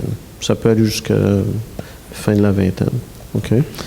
Il y a un deuxième pic d'incidence qui se trouve fin de la trentaine, début de la quarantaine, et il peut y avoir un autre pic d'incidence également au début de la cinquantaine. Naturellement, au début de la cinquantaine, on se pose des questions, est-ce que c'est plus une tumeur cérébrale, des choses comme ça, donc il y a tout un work-up organique à faire, mais le grand pic, là, c'est beaucoup plus au début de la vingtaine, disons de 18 à 30 ans, là, si on veut mettre ça grosso modo, mais souvent, quand on parle à nos patients et qu'on prend l'historique de vie on réalise, puis encore là, un peu comme les histoires que mes patients me racontent, vous savez, docteur, quand vous m'avez demandé ça la première fois, j'ai repensé à ça, quelqu'un de ma famille m'en a parlé, puis il m'a rappelé qu'à l'âge de 15 ans, j'ai passé un été enfermé dans ma chambre, à pas voir personne quasiment, puis à végéter.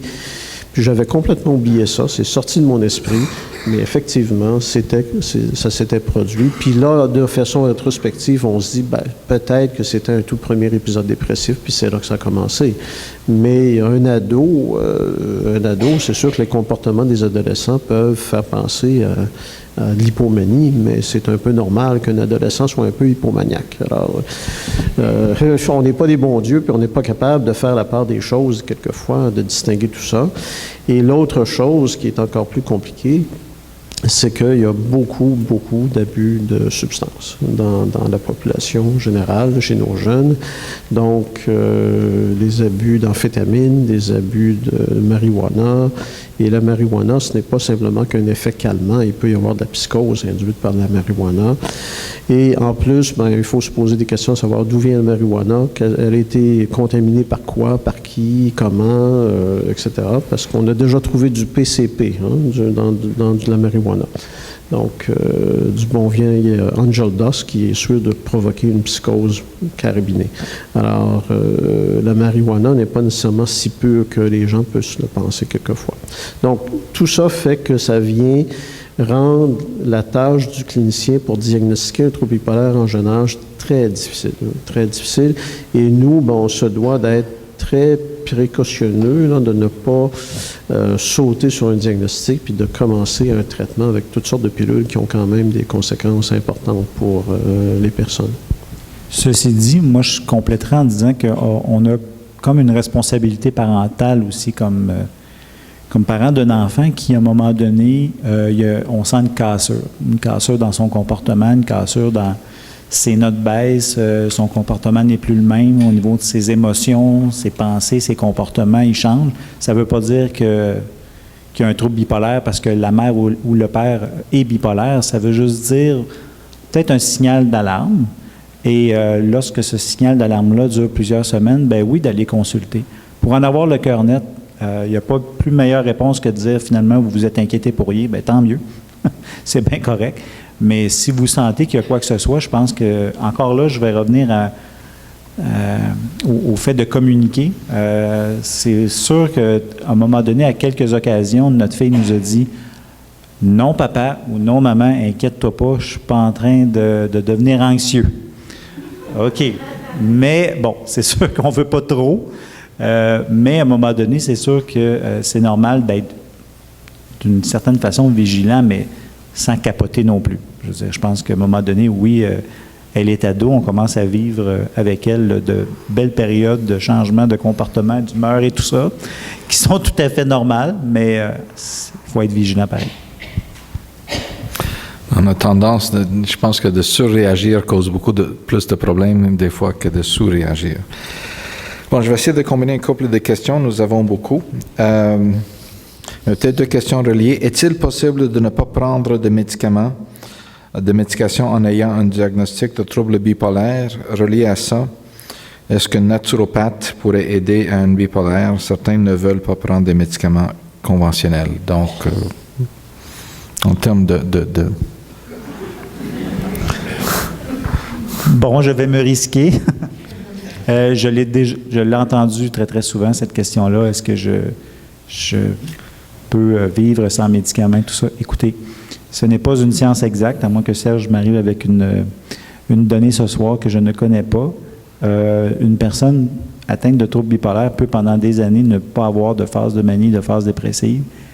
Mais à un moment donné, ça peut apparaître sans qu'on s'en rende compte, avec ou sans agent stresseur. On ne sait jamais. Mais je pense qu'il faut aussi voir la médication dans un plan global de traitement aussi. Il ne faut pas isoler une médication. Je pense qu'il n'y a pas de pilule miracle. Je ne connais pas de psychiatre qui aborde ça comme étant une pilule miracle. Je pense qu'il faut aborder la pharmacothérapie comme faisant partie du traitement, au même titre qu'il y a la psychothérapie qui existe, que le soutien social existe, que la naturopathie existe, que de regarder ses habitudes alimentaires, de regarder son cycle de sommeil, de regarder son alimentation, et c'est un tout. C'est un traitement qui a un tout. Alors, oui, il y a d'autres traitements, mais il faut surtout regarder le niveau de souffrance de la personne, comment la personne se sent. Mais puisqu'on est une conférence de proches, comment les proches aussi se sentent. Parce que très souvent, il y a un décalage entre ce que la personne atteinte veut faire et le proche qui est à côté et qui peut subir parfois les conséquences des périodes d'humeur. Ce que j'ajouterais à ce que Jean-Rémy vient de dire, qui est tout à fait valide, c'est que, naturellement, quand un patient est rendu dans mon bureau, c'est parce qu'il a besoin de médication. OK? Ceci dit, plus on intervient tôt dans le processus de développement de la maladie, plus on est en mesure de limiter l'usage des médicaments. Si on attend trop longtemps, là, on a beaucoup plus de difficultés à gérer les épisodes. Donc, moins il y a d'épisodes, mieux c'est, et plus on intervient tôt dans le début des épisodes, mieux c'est. J'ai des patients qui sont sur monothérapie, ne prennent qu'une pilule, un médicament, et quand ils sentent par contre qu'il y a des petits symptômes d'hypomanie qui se développent, ils sortent leur certificat en bipolarologie qu'on leur a donné après 2 ans, 3 ans, et puis là, ils savent que dans ce temps-là, il faut faire telle chose. C'est ce que Beaulieu m'a dit de faire. Je vais le faire. Puis après ça, je vais l'appeler, puis on verra bien. Et puis donc, déjà, j'ai des patients, moi, qui m'appellent, ils ne m'appellent plus. Ils viennent à leur rendez-vous régulier, puis ils me racontent ce qui s'est passé dans les 2-3 derniers mois, puis ils me racontent que, ils sont devenus, à un moment donné, avec beaucoup de symptômes de manie. Ils ont géré ça par eux-mêmes, comme un diabétique gère son glucose, sa glycémie, en ajustant un petit peu les doses d'insuline telles que prescrites par son médecin. Donc, c'est ce que l'on désire que nos patients puissent atteindre comme niveau de connaissance, c'est cette capacité de comprendre la maladie, de comprendre comment la gérer et d'intervenir rapidement. OK? Et rapidement va être le meilleur gage de limitation de l'usage de grosses doses de médicaments. Quand la personne m'arrive dans mon bureau, après 2-3 semaines de symptômes hors contrôle, quelquefois, je n'ai même pas d'autre choix que de les amener à l'urgence. Il est déjà trop tard, là. OK? Le mal est fait. Donc là, ça va nous prendre 3 semaines, 4 semaines de traitement intensif avec des grosses doses de médicaments pour ramener tout ça sous contrôle, puis après ça, plusieurs mois en externe pour réussir à rabaisser, si on peut, ces médicaments-là. Donc, encore une fois, c'est l'idée de prévention. Est-ce que les composés naturels, naturopathiques peuvent aider? Pourquoi pas? En autant, moi, que ça ne fasse pas de mal, que ça n'interagisse pas avec les pilules, que la personne a envie d'essayer des oméga-3 et tout ça, je vais même leur conseiller quelle dose prendre d'oméga-3 et des choses comme ça, mais je vais leur dire également du millepertuis, par contre, non, ça, tu ne touches pas à ça. Parce que tu prends tel antidépresseur, puis ça va interagir, ça va être dangereux. Donc, il y a des choses, j'ai vu des gens être hospitalisés en médecine interne pour avoir pris des produits naturels soi-disant pour faire perdre de l'eau, pour uriner, pour perdre du poids. Ils sont ramassés en hyponatrémie, convulsions, et puis ils se ramassent hospitalisés en médecine interne. Donc, il y a des choses qu'il ne faut pas faire, qu'il ne faut pas toucher, mais en accord avec le médecin, je pense qu'il y a moyen d'ajouter, de complémenter. Donc, on a l'esprit, nous autres, assez large pour dire qu'une de mes psychologues m'ont convaincu qu'il fallait qu'on fasse de la recherche sur la méditation. Croyez-moi, ça n'a pas été simple. Mais on l'a fait quand même. Et c'est quand même bénéfique pour nos patients. Donc, je pense que oui, il y a de la place pour d'autres approches. Et puis, il faut être ouvert à ça. Mais il faut, encore une fois, être sûr que c'est sécuritaire, que ça n'aggrave pas le problème et qu'il y a quand même une certaine base scientifique avec ça. Merci.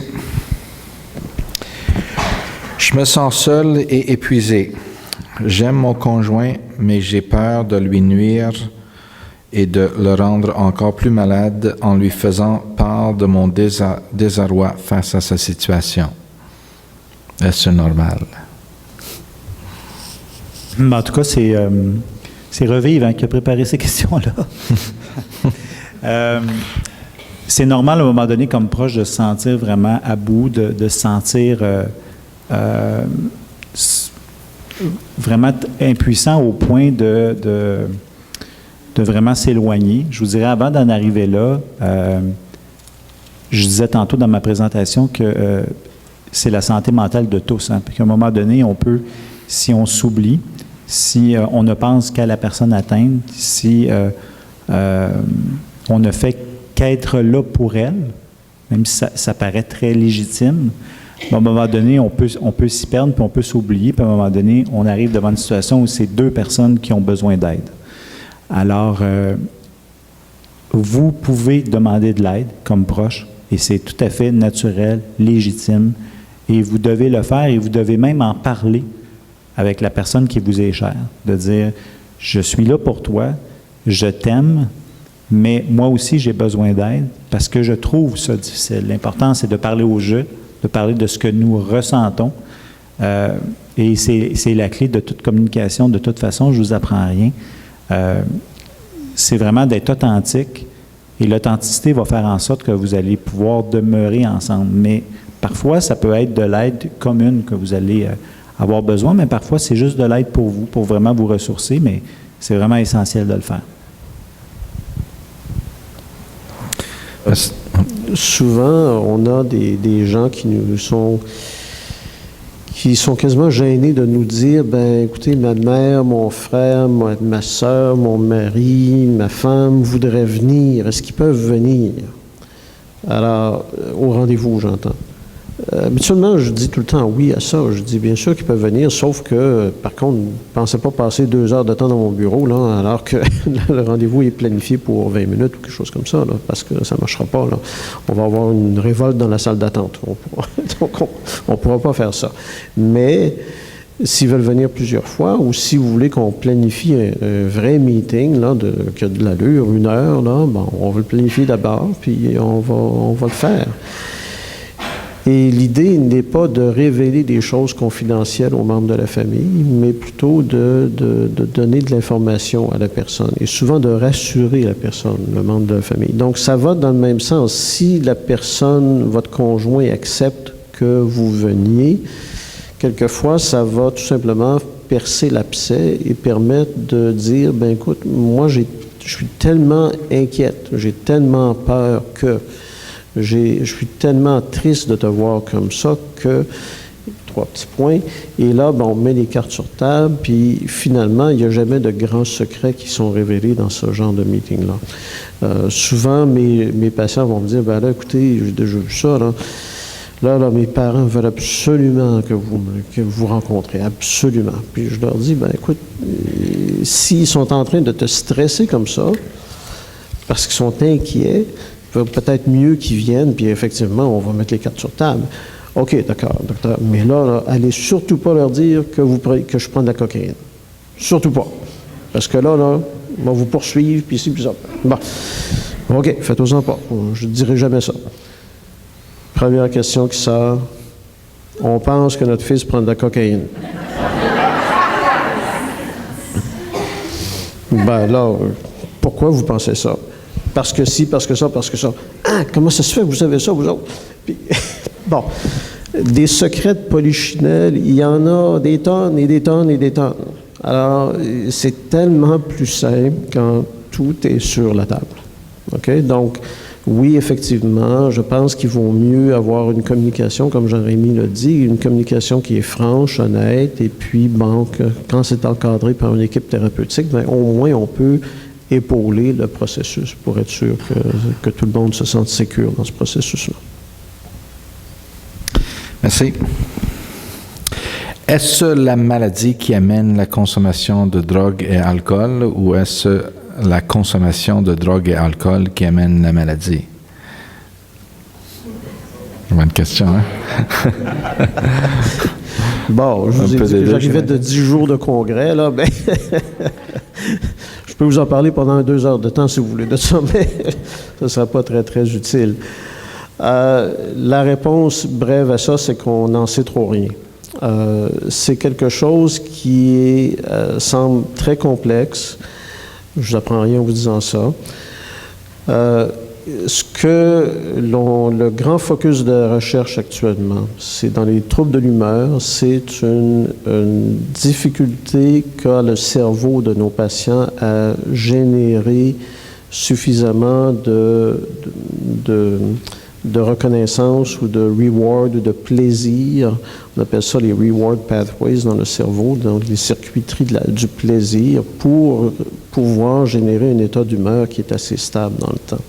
Donc, ou bien le circuit est trop actif ou pas assez actif. Alors, il y a énormément d'imagerie cérébrale qui se fait là-dessus.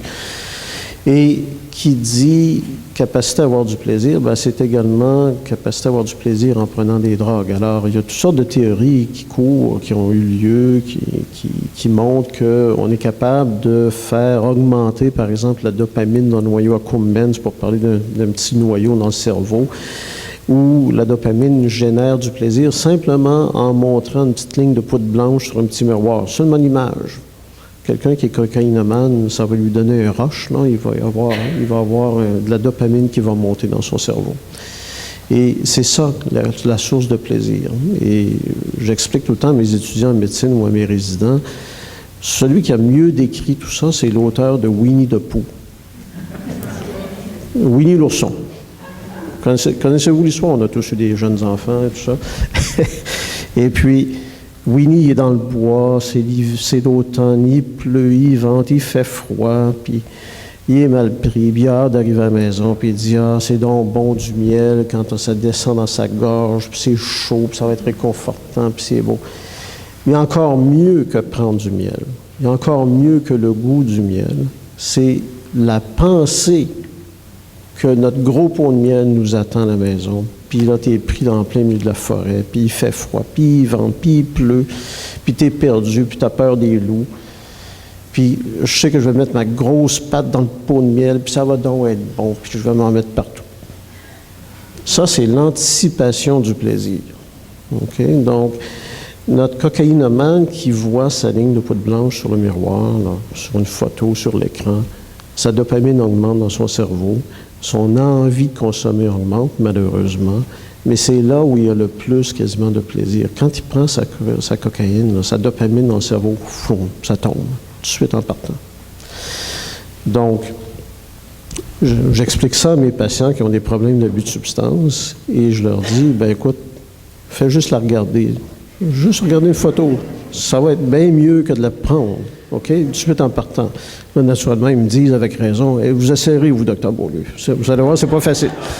OK?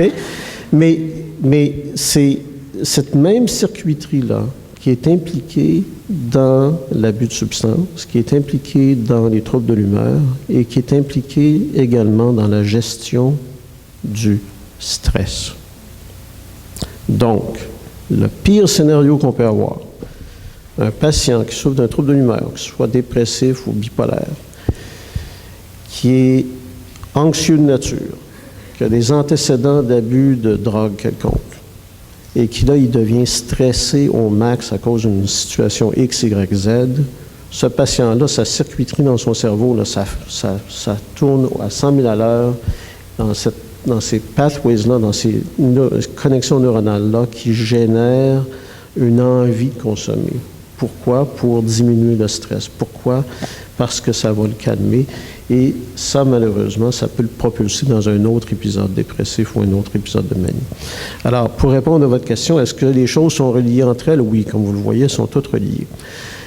Est-ce que l'un cause l'autre? Écoutez, on a tous vu des jeunes qui vont prendre un peu de marijuana puis ils vont nous faire un épisode psychotique flamboyant, un bad trip, comme ils disent, là. Et puis, pourquoi? Ben, parce qu'ils sont peut-être plus susceptibles que d'autres. Est-ce que ça cause la maladie? Je ne croirais pas. Est-ce que ça révèle une susceptibilité à faire une psychose? Je croirais que oui. Mais je pense que les choses surviennent souvent ensemble pour des raisons physiologiques, tout simplement. Et est-ce que l'abus de substance peut amener la maladie? Ça, j'en suis moins convaincu. Mais certainement, la maladie peut amener l'abus de substance. Merci. Il nous reste à peu près une vingtaine de minutes. On ne pourrait pas passer à toutes les questions, mais on va faire notre mieux possible. Est-ce que le psychiatre peut me donner de l'information au sujet de la situation de mon conjoint? Si oui, laquelle? Est-ce que je peux rencontrer le psychiatre et les autres professionnels de la santé pour lui donner de l'information au sujet de mon conjoint? Une question éthique. J'espère que oui. Mais en tout cas, en ce qui me concerne, je l'ai mentionné tantôt, c'est que je pense qu'Annie elle voulait que me permettait d'aller aux rencontres, de poser des questions et tout ça. Puis je pense que ça permettait à tout le monde d'avoir la meilleure information possible. Parce qu'il est arrivé des moments où on disait exactement la même chose, que Annie et moi, on ressentait, en tout cas, on observait la même chose qu'elle vivait. Mais il est arrivé d'autres moments aussi, elle disait blanc, moi je disais noir. Des fois, elle était contente, des fois, elle était moins contente. Mais ça permettait aussi aux psychiatres d'avoir un autre son de cloche par rapport à ce que Annie vivait, puis par rapport à ce que le proche vivait, pour vraiment... j'espère que ça annonce un but du Canadien, non? Non, c'est pas ça partout.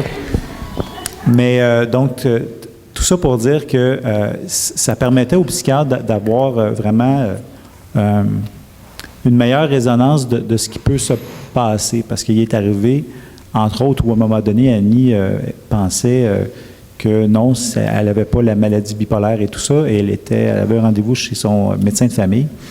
Et elle avait presque convaincu son médecin de famille qu'effectivement, elle était victime d'une erreur médicale flagrante, qu'elle n'avait pas le bon diagnostic. Et je ne sais pas pourquoi, à ce moment-là, je ne m'en souviens pas, mais je suis arrivé un peu en retard à cette rencontre-là. Et je suis arrivé juste à temps pour peut-être dire ma version des faits. Et le psychiatre a dit « Ah, le médecin de famille avait dit « Ah, OK, donc c'est différent, ce que vous me dites. » Donc, il peut arriver ces moments-là, mais chose certaine, je pense que il y a la notion, Serge parlait tantôt de confidentialité, tout ça, elle existe et c'est important, mais en même temps, la notion d'information, d'être là pour transmettre de l'information, oui, pour en recevoir de l'information globale, mais surtout pour transmettre de l'information pour qu'après ça, le personnel soignant puisse se faire, qu'il y ait un meilleur éclaircissement sur ce qui se passe, parce que c'est certain qu'au niveau de la maladie bipolaire, ce qui arrive souvent, c'est que les proches nous appellent, par exemple, à Revivre, et nous disent, bien, moi, je vis quelque chose de très difficile à la maison. Mon mari, par exemple, est en phase de manie, ça va pas bien, est très irritable.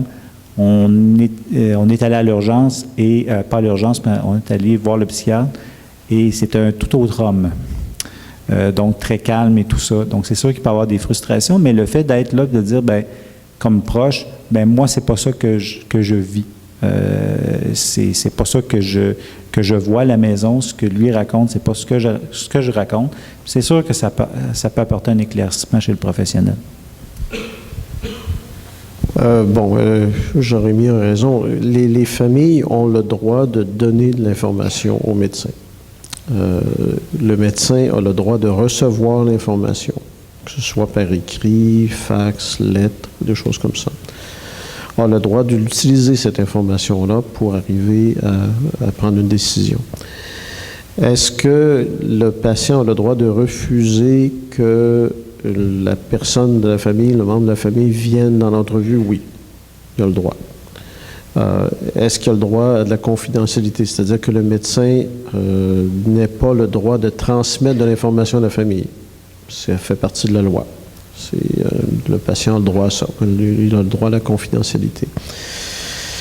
Mettons ça un peu dans le contexte. Revenons à, 60, 70 ans en arrière, où des gens de la famille pouvaient arriver et dire « Ma femme, mon mari, ça va vraiment pas, faites quelque chose, hospitalisez-le. » Et puis là, la personne se retrouvait hospitalisée à la moindre demande. Donc, il y a eu des femmes qui se retrouvaient à l'hôpital hospitalisées alors c'était un processus de divorce en réalité qui se produisait. Donc, tu sais, c'était d'autres choses.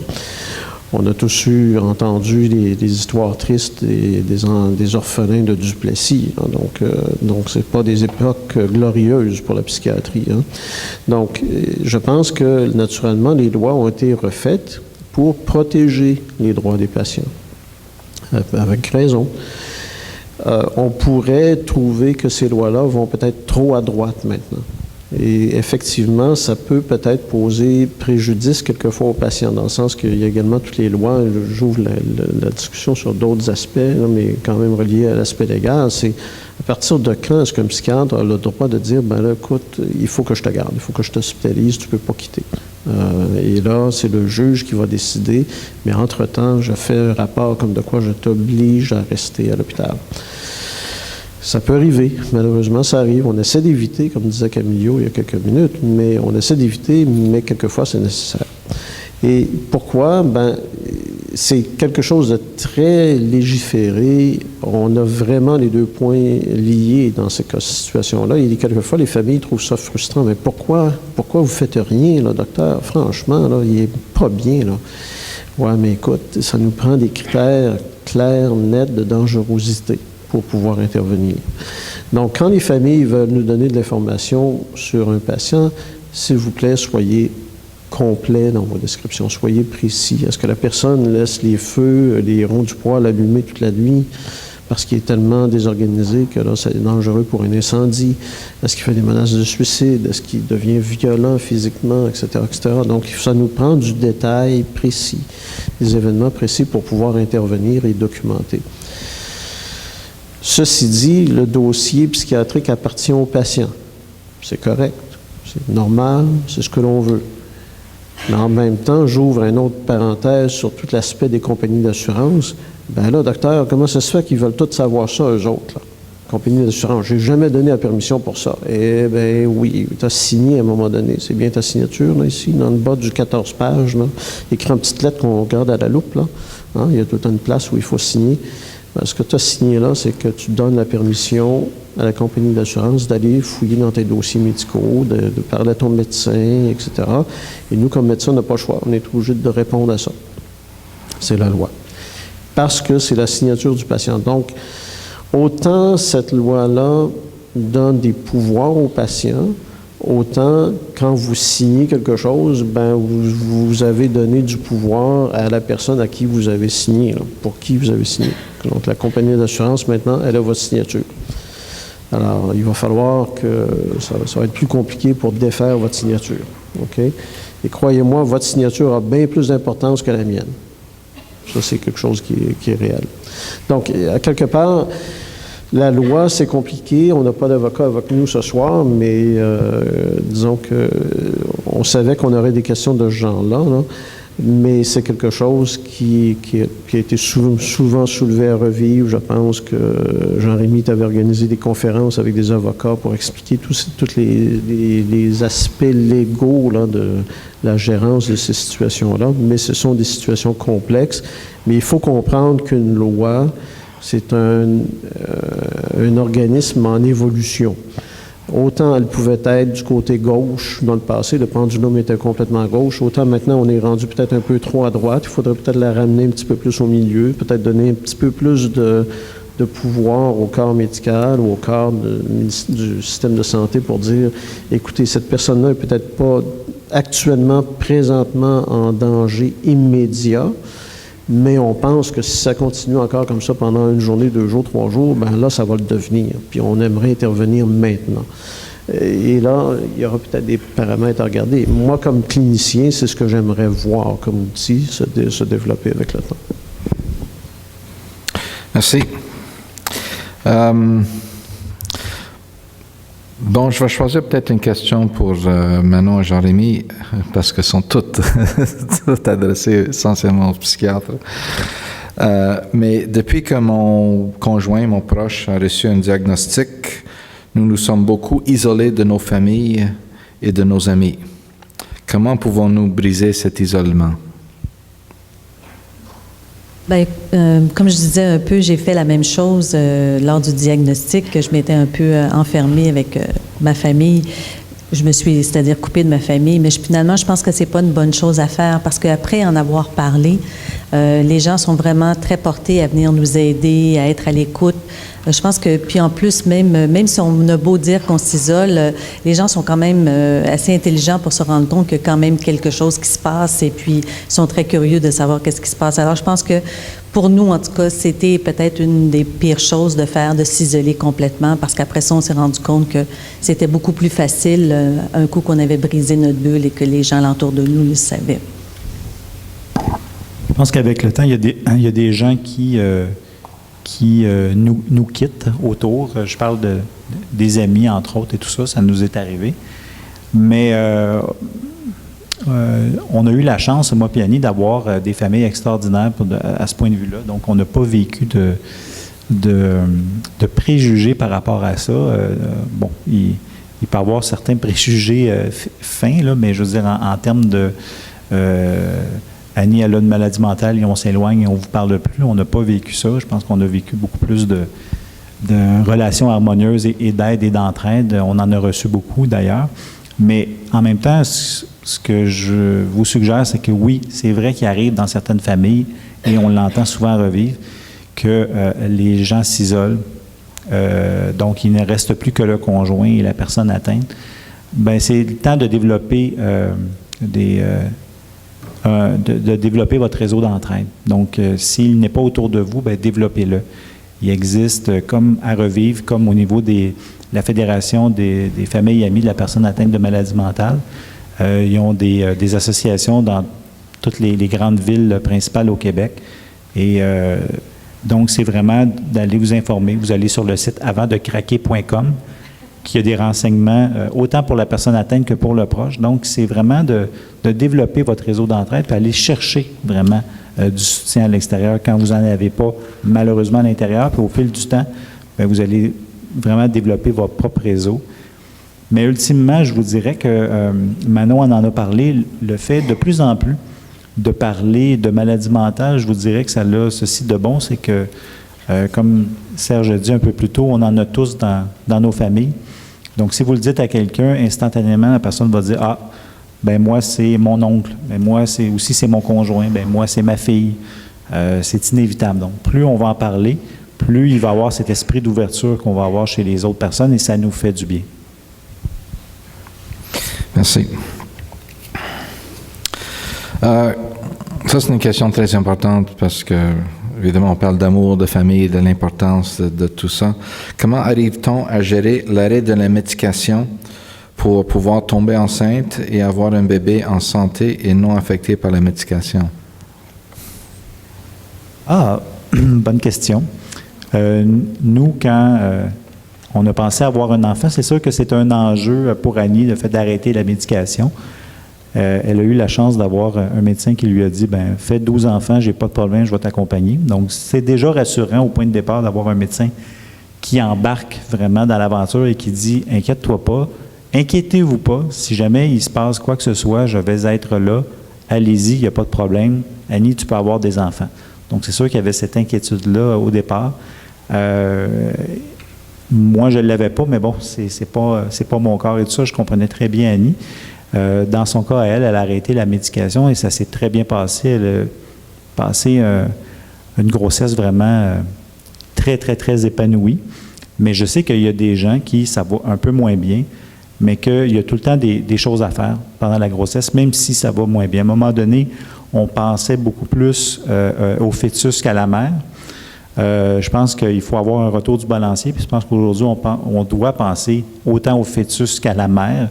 C'est-à-dire que c'est sûr que pendant un certain temps, on disait, bon, ben oui, mais quel effet peut avoir une médication sur le fœtus et tout ça? C'est sûr qu'il peut en avoir, mais en même temps, si le fait de ne pas avoir de médicaments pour la mère qui est enceinte, bipolaire, quel effet ça peut avoir aussi sur le fœtus, le fait de ne pas aller bien. Donc, il y a eu plein de discussions là-dessus à ce sujet-là, mais je pense que le plus important, c'est d'avoir une mère le plus en santé possible pour avoir un fœtus le plus en santé possible, puis de faire en sorte que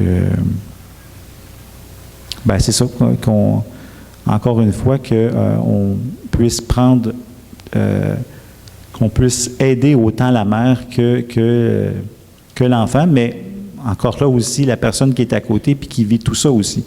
Le père dans ce cas-ci. Donc, moi, je pense que c'était très important d'aider autant Annie que le bébé qui s'en venait parce que l'un ne va pas sans l'autre. Donc, s'il y avait eu une aide médicale qu'on aurait été obligé de prendre, ben on l'aurait pris sans aucune hésitation. Cette question-là me permet de raconter ma blague favorite. Avec toutes mes patientes en âge de procréer, la première chose que je leur dis, alors, premier rendez-vous avec moi, là, écoutez-moi bien. Si vous prend l'idée, l'envie de faire un enfant, pas de problème. Mais il y a une règle. Vous m'en parlez à moi d'abord. Avant même d'en parler avec votre chum. Alors, ça a l'air nono, mais c'est une blague que tout le monde retient. Puis là, ils me reviennent dans mon bureau après. Là, je vous ai dit, hein, vous vous rappelez de ma blague, hein? Oui, docteur, faites-vous-en pas, j'ai pas oublié. Malgré tout, j'ai encore des appels vendredi 4 heures. Docteur Beaulieu, oui, t'es enceinte. Comment ça, vous savez ça? Parce que j'ai des cheveux blancs, c'est pour ça que je le sais. Donc, mais l'idée, c'est que le message que l'on donne par cette petite blague-là, c'est tout simplement de dire, écoute, ça se planifie, il n'y a pas de problème. Comme Jérémy le dit, là, on va t'aider, on va te suivre. Et là, c'est du cas par cas. Il y a des patientes pour qui on essaie d'enlever les médicaments, il y en a d'autres pour qui on sait que si on essaie d'enlever les médicaments, ça va mal aller. Il y en a pour qui on va dire, ben, docteur Beaulieu, vous savez, moi, je veux pas de médicaments dans ma grossesse. On commence par dire, ben, écoute, peut-être qu'on va viser d'abord le premier trimestre de la grossesse. Hein? Déjà là, si on évite les pilules pendant le premier trimestre, c'est déjà pas si mal. Par la suite, c'est moins pire. Donc, prenons ça étape par étape. On verra, mais on va essayer d'éviter les pilules si on peut. Mais on va préparer ça. Et là, ils me disent, ben là, je peux arrêter les pilules puis commencer à avoir un enfant là, dans 1 mois. Non. Les pilules, ça s'arrête lentement. C'est une autre grossesse. Donnez-moi 9 mois. Quoi? Donc là, alors, c'est un processus. J'exagère peut-être un petit peu en parlant de 9 mois, mais je mets ça caricatural pour que ce soit clair dans l'esprit de mes patientes que c'est quelque chose qui se planifie, ça se discute avec votre conjoint, naturellement, éventuellement, mais d'abord avec moi, OK? Pour qu'on puisse planifier le tout et que ça se fasse comme... Es-tu impliqué dans l'acte aussi? Non, pas tout. Je veux même pas savoir quand et comment ça a été fait. Je veux juste savoir que, à l'avance, il faut enlever mes pilules, si je peux. Merci. Bon, il est 9h moins 2. Je vais essayer de juste poser une ou deux dernières questions. Malheureusement, on ne pourrait pas passer par toutes les questions, mais je pense qu'on a eu une discussion très importante. Je vais poser celui-là parce que je pense que c'est assez important. Le membre de ma famille ou mon conjoint est de retour à la maison après une tentative de suicide. Quels sont les bons gestes, paroles à poser pour l'accompagner? Quels sont les gestes ou paroles à éviter? Bien, je pense que les bons gestes, c'est d'être présent. Moi, c'est arrivé une fois avec Annie. Et je ne l'ai pas mentionné tantôt, mais c'est important peut-être d'en parler. Moi, quand c'est arrivé, quand elle a eu sa tentative de suicide, j'ai tout le temps relié ça à la maladie. J'ai pas vraiment paniqué. C'est sûr que c'est très inquiétant, mais j'ai comme vécu ça comme un accident de la route. Donc, elle aurait eu un accident de la route, j'aurais été très troublé. Je l'ai été, mais je n'ai pas été troublé par l'acte suicidaire. Pourquoi? Parce que quand elle ne se sentait pas bien, elle m'appelait. Donc, on avait tout le temps des communications quand elle avait des pensées de mort, parce que ça arrive quand même assez souvent. Et elle m'en parlait tout le temps. On avait comme notre pacte de vie. Mais quand c'est arrivé en 20 minutes, puis c'était vraiment le cerveau qui s'est vraiment fait aller et c'est arrivé comme ça et je n'étais pas là. Donc, pour moi, c'était une question de maladie, tout simplement. Mais après ça, ce qui s'est passé, puis c'est ça qui est important, c'est de dire, bon, ben faut pas que tu sois seul. Donc, il s'est développé autour d'Annie un réseau d'entraide quand même assez important. Ma mère, entre autres, les parents d'Annie, qui ont été vraiment d'une générosité exemplaire. L'idée, c'est d'être avec elle tout le temps, dans les premières semaines, les premiers mois. Je pense que c'est très important. Si ça avait été un accident de la route, puis elle aurait été les 2 jambes, le bras et tout ça, elle aurait eu de l'aide à chaque jour. Pour moi, c'est la même chose. Donc, elle revenait d'une affection par rapport à sa maladie qui faisait en sorte qu'elle avait besoin d'aide 24 heures sur 24, donc d'une présence. Puis on a assuré cette présence-là comme si c'était n'importe quelle autre maladie. Donc, moi, je l'ai tout le temps abordé comme ça, puis je vous suggère de l'aborder comme ça, mais c'est propre à vous, mais c'est surtout de lui donner du temps, de lui offrir de l'écoute, de lui offrir du soutien, tout en pensant à vous, bien entendu, mais donc d'avoir un réseau de soutien, de ne pas être tout seul. Moi, je n'avais jamais été seul avec Annie, il y avait tout le temps d'autres mondes, puis je pense que c'est une recette quand même qui a bien fonctionné pour moi. Je suis parfaitement d'accord avec Jean-Rémy. Je pense que la pire chose à faire, c'est de blâmer la personne, de se sentir trahi, parce que c'est ça qui arrive. Hein? L'autre personne, incluant le médecin, là, en passant, là, on se sent un peu comme trahi par ce qui s'est passé. Pourquoi tu m'en as pas parlé? Pourquoi tu l'as fait? Mais c'est arrivé de façon impulsive. J'ai jamais pu voir de patients qui m'ont dit, écoutez, j'ai fait ça là, vraiment de façon réfléchie. Habituellement, il y a toujours une grande, extrême ambivalence par rapport aux gestes. Et souvent, ce sont des gestes qui sont posés de façon quasi impulsive, sur le coup, à cause d'un événement qui vient souvent comme faire la petite cerise sur le sundae, comme on dit, la goutte qui fait déborder le vase, et puis là, oups, ça chavire. Et le regret chez les patients est toujours présent, en général. Donc, ça ne sert à rien que d'ajouter à tout ça, en les blâmant pour ce qu'ils ont fait, en leur transférant un peu la colère qu'on peut ressentir en dedans de nous par rapport à ça. Mais je pense que ce qui est peut-être également important de reconnaître, c'est de dire, ben là, maintenant, je suis un petit peu plus nerveux que d'habitude, parce que là, tu sais, j'ai peur que tu le refasses ou tout ça, mais je pense que de le dire, je pense pas que ce soit mauvais non plus, et d'arriver à générer un plan commun qui vise à prévenir un autre geste, si jamais il y avait d'autres idées qui pourraient arriver. Donc, prendre une approche plus constructive, et encore une fois, déculpabiliser la personne en mettant ça sur le dos de la maladie, ce qui est vrai, c'est le résultat de la maladie. Donc, c'est le suicide, malheureusement, c'est un symptôme de la maladie, un symptôme grave, on en convient, un symptôme qui peut conduire à quelque chose de complètement irréversible, mais les idées de suicide, ça fait partie du quotidien pour quelqu'un qui a un épisode dépressif. Okay? Donc, c'est quelque chose que l'on voit. Je pense que ça fait partie de mon travail régulier à tous les jours, donc 10-12 heures par jour. Donc, c'est des choses standards pour nous, qui sont sérieuses, importantes, mais qui sont fréquentes. Il ne faut pas faire semblant que c'est pas là. C'est là.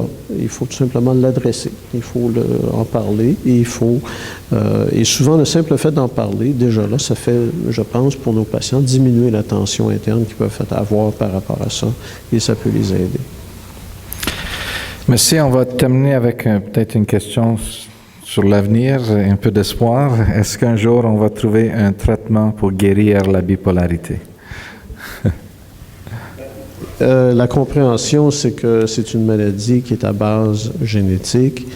Il se fait, je ne vous cacherai pas, vendredi, j'étais dans un symposium, ou samedi, j'étais dans un symposium avant de partir pour revenir à Montréal, où on parlait des fameuses cellules souches, les stem cells, où on commence à mieux connaître la génétique et de ça, et que l'on pensait pouvoir, dans l'avenir, arriver à mieux manipuler des choses.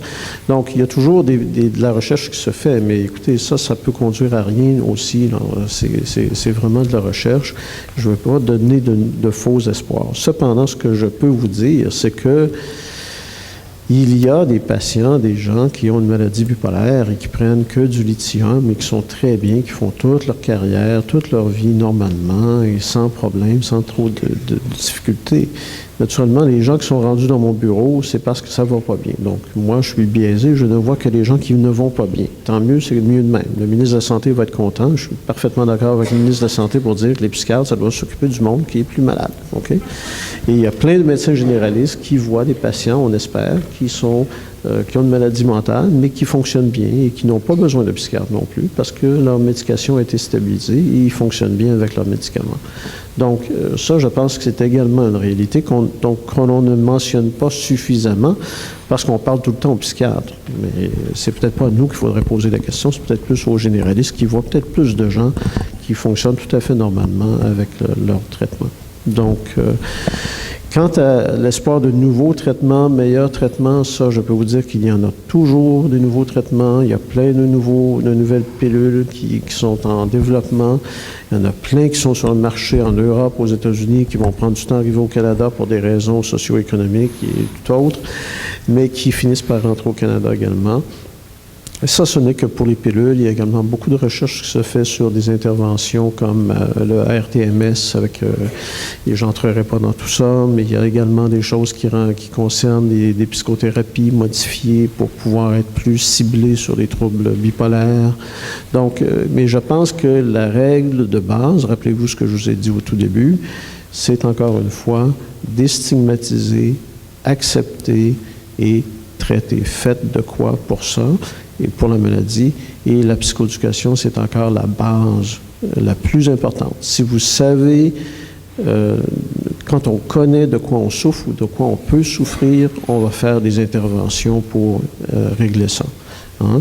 Donc, c'est l'idée, c'est que ça revient entre les mains également du patient qui doit prendre ça en main et qui doit s'aider également pour aider la médication à faire le travail.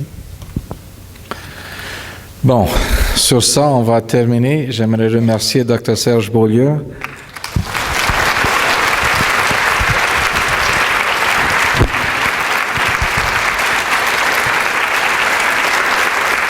Madame Manon Teasdale.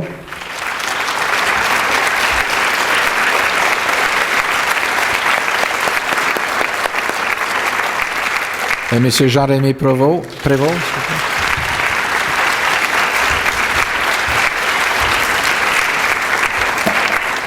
N'oubliez pas que nous avons de l'information à l'accueil si vous n'avez pas déjà cherché ça. Il y a aussi sur le site du Douglas, douglas.qc.ca, une page Info Santé Mentale. Vous pouvez cliquer là-dessus. B, bipolarité, A, anorexie. Il y a toutes sortes d'informations, des écrits, des traitements, des vidéos, incluant Dr. Beaulieu qui a une présentation sur les troubles bipolaires. Donc, je vous invite à aller regarder ces informations. Merci. Est-ce qu'il y a d'autres derniers mots? Vous avez d'informations que vous voulez partager, Dr. Beaulieu?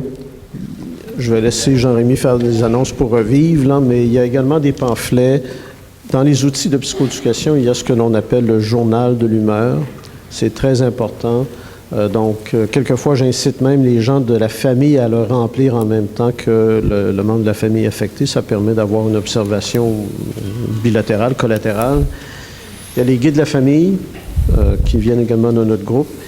Il y a même, encore, on parlait de recherche tout à l'heure, il y a même la recherche que l'on fait en collaboration avec d'autres groupes. Il y a entre autres Dr. Mark Bogan de l'Université Concordia qui s'intéresse à la gérance du stress chez les enfants de patients ayant un trouble bipolaire.